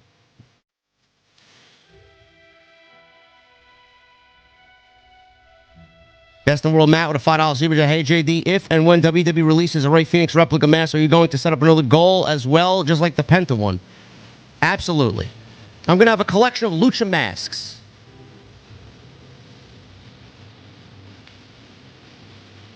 Boss Mo Jackson with a 199. OTS for life. More tornado tag matches. That was fire. That was a good match. I had a good time with that one. Also, with a 199, Raquel Rodriguez, I wouldn't mind with the IC title. She's boring. Nobody cares. Johnny Boy Vaccaro with a $5 super chat. Do you feel that WWE really emphasizes the lyrics length of Bianca's song, I Don't Need You at All, when Bianca comes out? You guys are just really, jumping down the conspiracy theory hole, huh?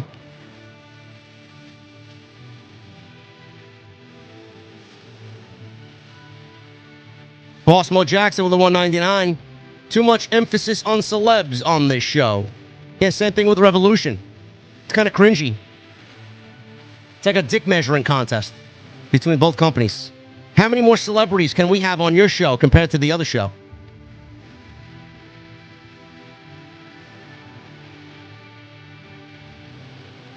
Oh, man, I forgot about that. The Nightfall is going to be Sunless Cell. Holy shit, bro.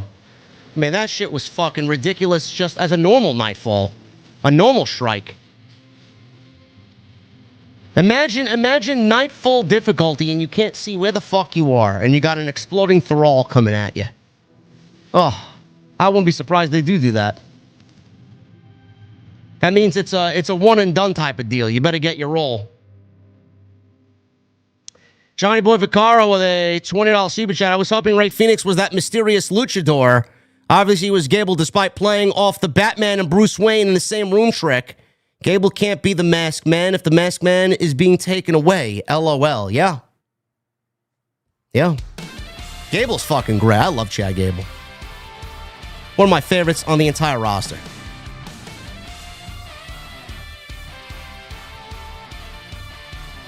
Michelle Moran with a $5 super chat. Good cage match. Roman actually helped Seth win, but he tore into him afterwards. And now we have our triple threat for WrestleMania. Maybe Paul betrays Roman at Mania. I don't know. We will see.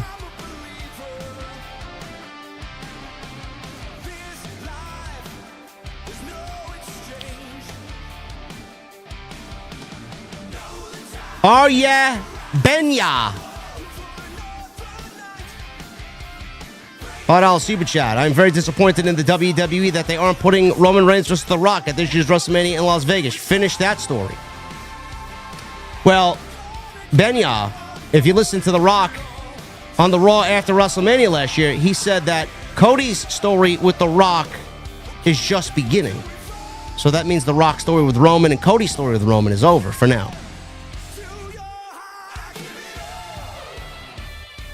Arcade the Hedgehog with $5 super chat. Hey, JD, I drew up the nerdy AW drooling over the hot blonde. WWE in the front row of class.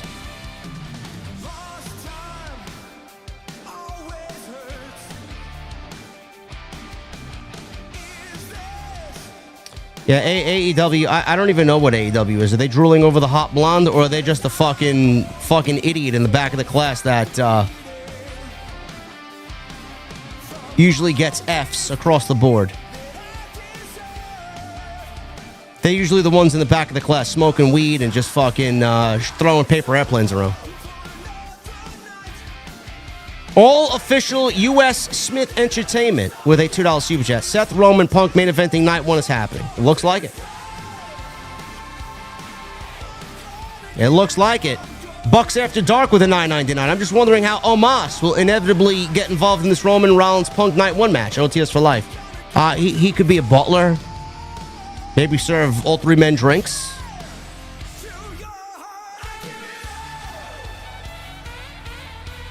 Best in the world, Matt, with a $20 super chat. Let's start this off, ladies and gentlemen, inside the OTS venue. Gracias. Thank you, Matt. You did more than just start it off, brother. Holy shit. Tribal Chief with a $2 super chat. Raw was good. I love that EO. I love what EO did. OTS for life, pal. Yeah, EO is not going to play second or third place to Rhea and Bianca. Boss Mo Jackson with a $1.99. Storyline continuation is the name of the game. It is. It is. Vincent Tarantini with a 34 months in the venue. Thank you, brother. JD and the OTC are number one. Can't wait for WrestleMania 41.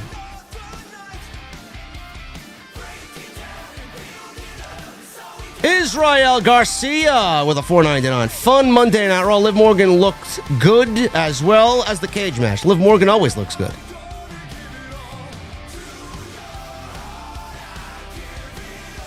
Best in the world, Matt with a $20 super chat. Is Rey Fenix the one that taught Chad Gable the dark arts of Lucha Libre? Remember, when Dom gave Chad Gable that piece of paper with someone he knew, was it Rey Fenix?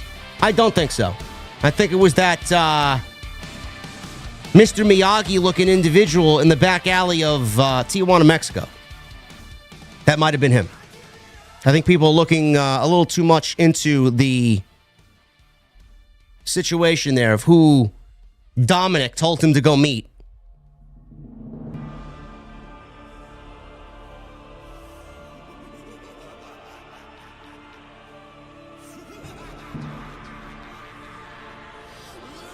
Ben Callanan with the $2.99 coming to us from Australia, mate. Man, what a cage match. Punk and Seth killed it. They usually do.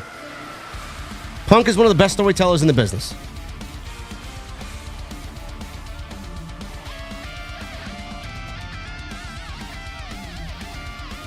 Amon G says the best part of the show for me was Stephanie Vaquer being shown. I could watch 3 hours of Stephanie Vaquer just sitting there. Thank you, Best in the World, Matt. Thank you, brother. Ben Callanan, thank you, man. Yuki Pyro with a Canada $20 super chat, and Yuki says nothing. Just comes in, throws 20 at the bar, and that's it.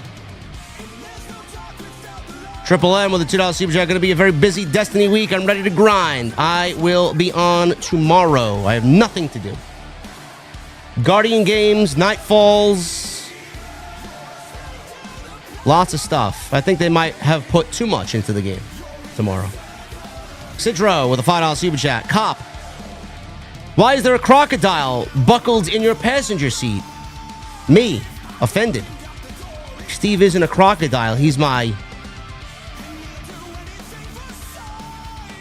navigator. I'd be lost without him.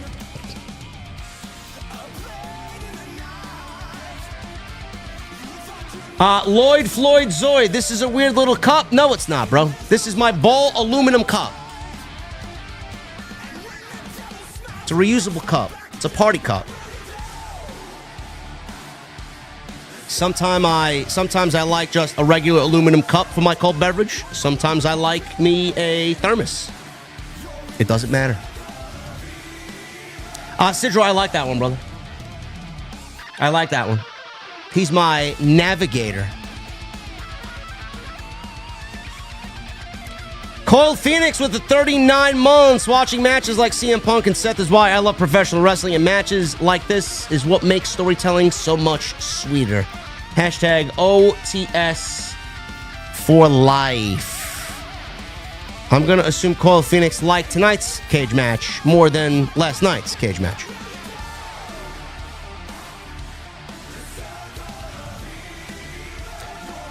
Thank you, Cole Phoenix, for 39 months. You're on your way to a Mustang emote in the next few months. Sidro with a $5 super chat. I walked past a homeless guy with a sign that read "One day this could be you." I put my money back in my pocket just in case he was right.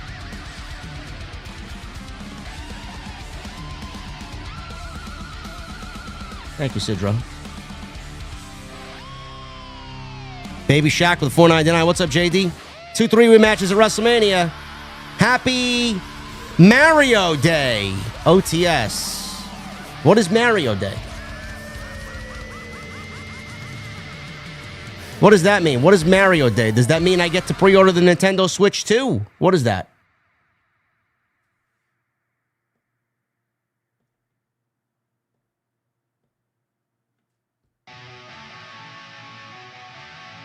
Joker's voice with a $5 super chat. Prior to War Games, Punk said he's involved because of Heyman.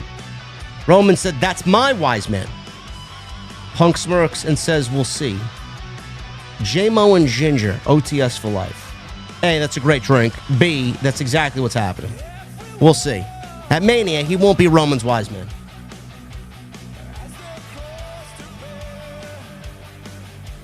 Jason PDSI with a $5 super chat. My favorite part of your review last night, banning the guy who shit-talked your review in spite of being a member for 10 years. That was Chef's Kiss. Yeah, he's a fucking idiot. Yeah, he's gone. Imagine that, being a subscriber for 10 years and then calling me a fucking mark. What the fuck you doing here for 10 years?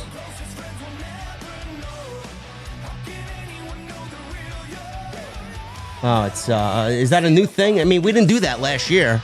Did we do that last year? March 10th is now Mario Day.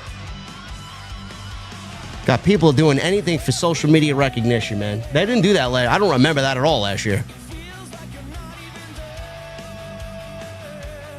MGM Ballin'!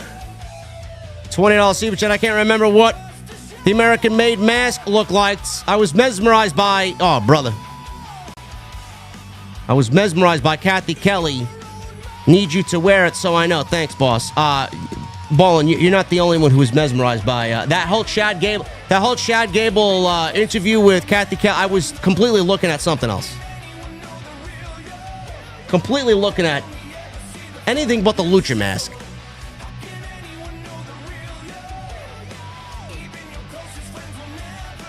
Boss Mo Jackson with a $1.99. I tried to send a $50 super chat. YouTube sucks. It depends on the platform, brother. It depends on the platform. He was drunk? Well, maybe he should not be drunk.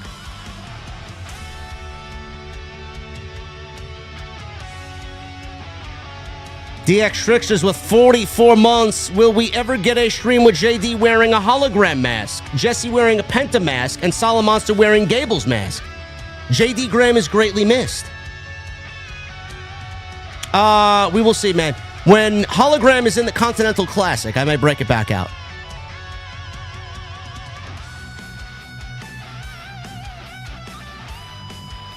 Lucky Death 1024 with a $10 super chat.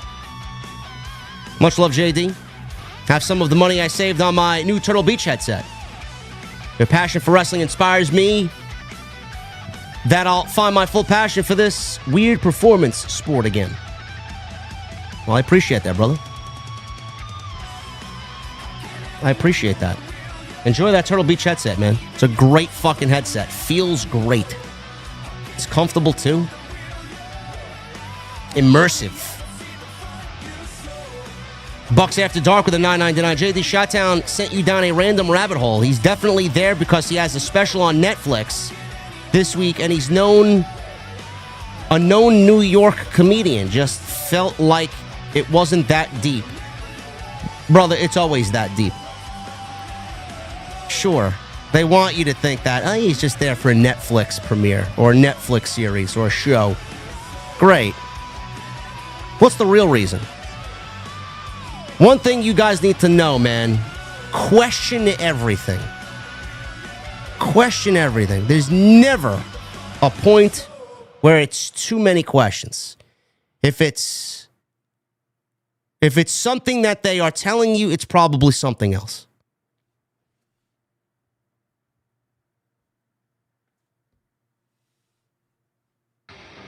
Furious Nation with the 41 months. What's up, JD? Enjoyed myself tonight at the Garden for Raw.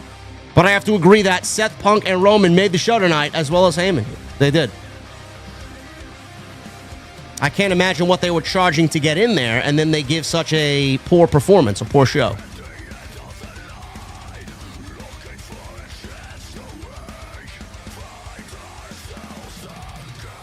Tidro says they are keeping her overnight to run more tests, but when I spoke to her, Our energy is starting to come back, and hopefully tomorrow morning we will find out where to go from there. That's excellent news, Sidro. Excellent news, brother.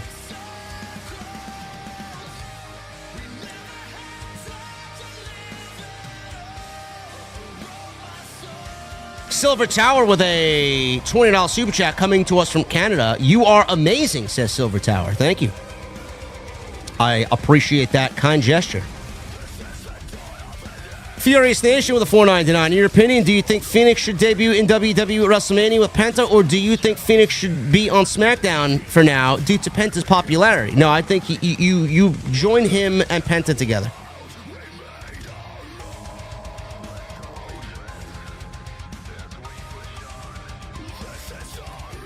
Joseph King with 37 months. Hey, JD, who's the one who takes the AW World title off Moxley? Still hoping for a Switchblade reign, but who do you think is the next in line? Bro, if this does, it should have ended already, but if it's not Swerve in April at Dynasty, I hope AEW loses another 25% of their audience. You just get a sense that Copeland and Moxley did not want to do business with each other.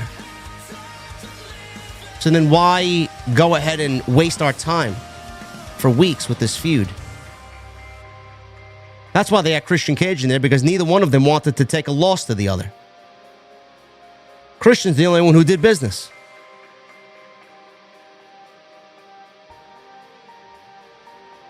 Hardy Punk heel Cena with a $5 super chat. 16 years after Hardy Punk 09, he went back to war inside the steel cage with another hated enemy. Happy to witness a banger card live in Brussels and John Cena. That Cena promo needs to be fucking everything, bro. Needs to be everything. David drops a $500 super chat earlier, man. We love David Thiering. Thank you, David. As always, man. I can't give enough thank yous. Also with the 10 months, 2 months away from full VIP status for a year at the OTS venue. And I've loved every minute of it. Side note, good luck at Hog this weekend, JD, with the CEO. That's something else I got to do this week. I got to take my notes. I got to put together my notes. Chris Lloyd with a $5 super chat. 3 GTS, 3 curb stomp, 1 super curb stomp. While I do think kicking out of finishes is okay, when the story calls for it, in my opinion, that was a little excessive. Yeah.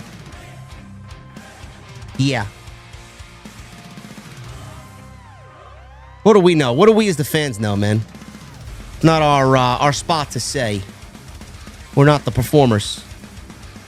Silver Tower with another $20 super chat coming to us from Canada with another "You Are Amazing" emote. Thank you, brother.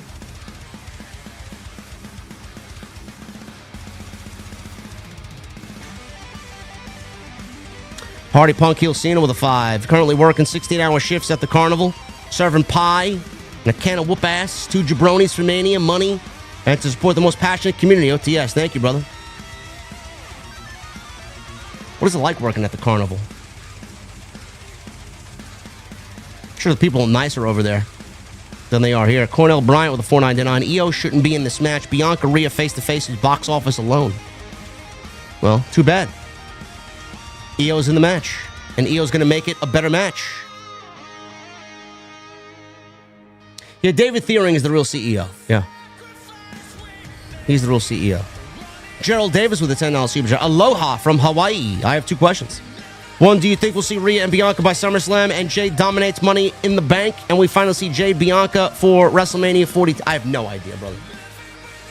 I am not ready to even have a Jade Cargill championship discussion yet. She has not shown me or anyone anything. She's a one-trick pony. Sean X, 830 with a $20 super chat. Love you, JD. Seth Punk was solid. Didn't care for all the false finishes and overuse of finisher kickouts. The story was the carry. It devalues the moves to me, but I may be in the minority, just critiquing too much. LOL. Listen, man, you're not wrong. You're not wrong. We didn't need all those GTSs and all those curb stomps, but in the grand scheme of the story, neither man wants to lose to the other. And they were willing to go above and beyond and do anything to beat each other. That's the story. After Punk lost at the Chamber and he had to sit and watch what Rollins did to him, he wasn't losing to him tonight. So it made sense. Do I like it? Personally, no. Diablo Stackola with a $5 super chat. JD, your streams keep me going. I'm in the hospital fighting to keep have one left. Please pray for me, OTS, until the wheels fall off. You have one left of what, Diablo?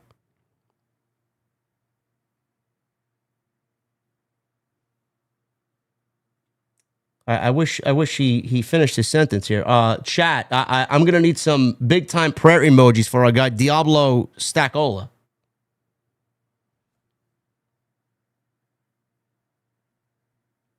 We're thinking about you, Diablo. We're thinking about you, brother.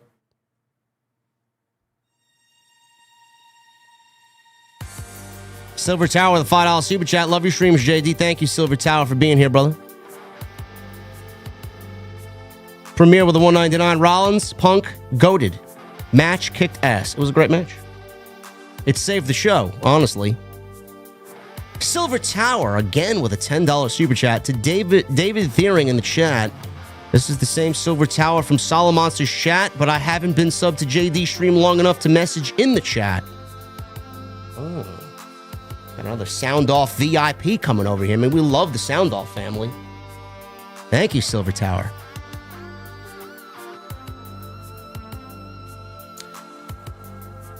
Only one leg, and they're going to cut it off. Ah. Well, look at all those prayer emojis, brother. We're all thinking about you. We're all thinking about you, man.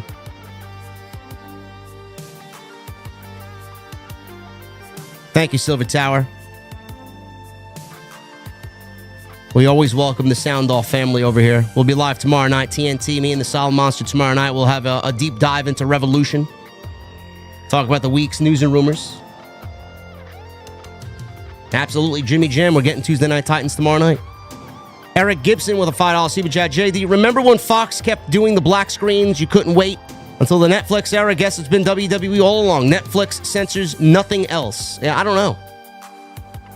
I don't know why we are getting censored raw. Furious Nation with a $5 super chat. Also, or actually times 2, he says. Also, JD, believe it or not, I surprisingly saw EO after the show tonight and did not expect it at all. And your prediction for Stephanie versus Julia? I'm going Stephanie Vaquer.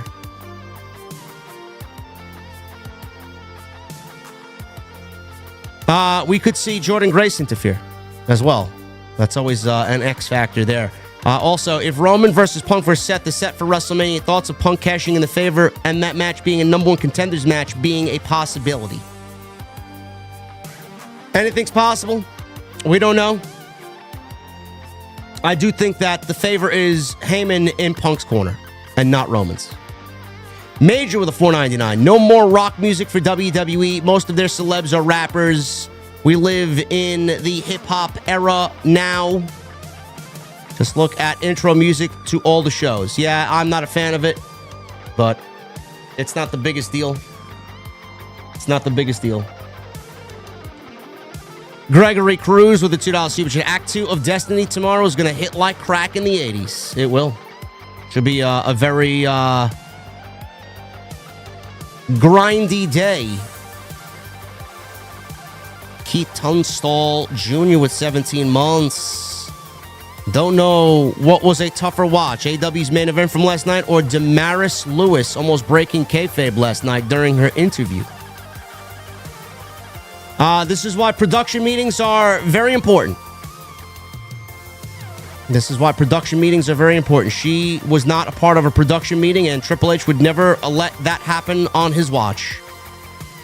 There are levels to this, and AEW is on stage 1. Revol with a 5. I've been hooked on Stardom. Tam Nakano and Saya Kamitani. And their rivalry has been insanely good. Be on the lookout for Saya Kamitani. She's great. Revol, I believe you. I believe you. Major with a 199. That Otis J segment was sus. I don't trust Otis. Why are we not trusting Otis now? Well, why is Otis not to be trusted?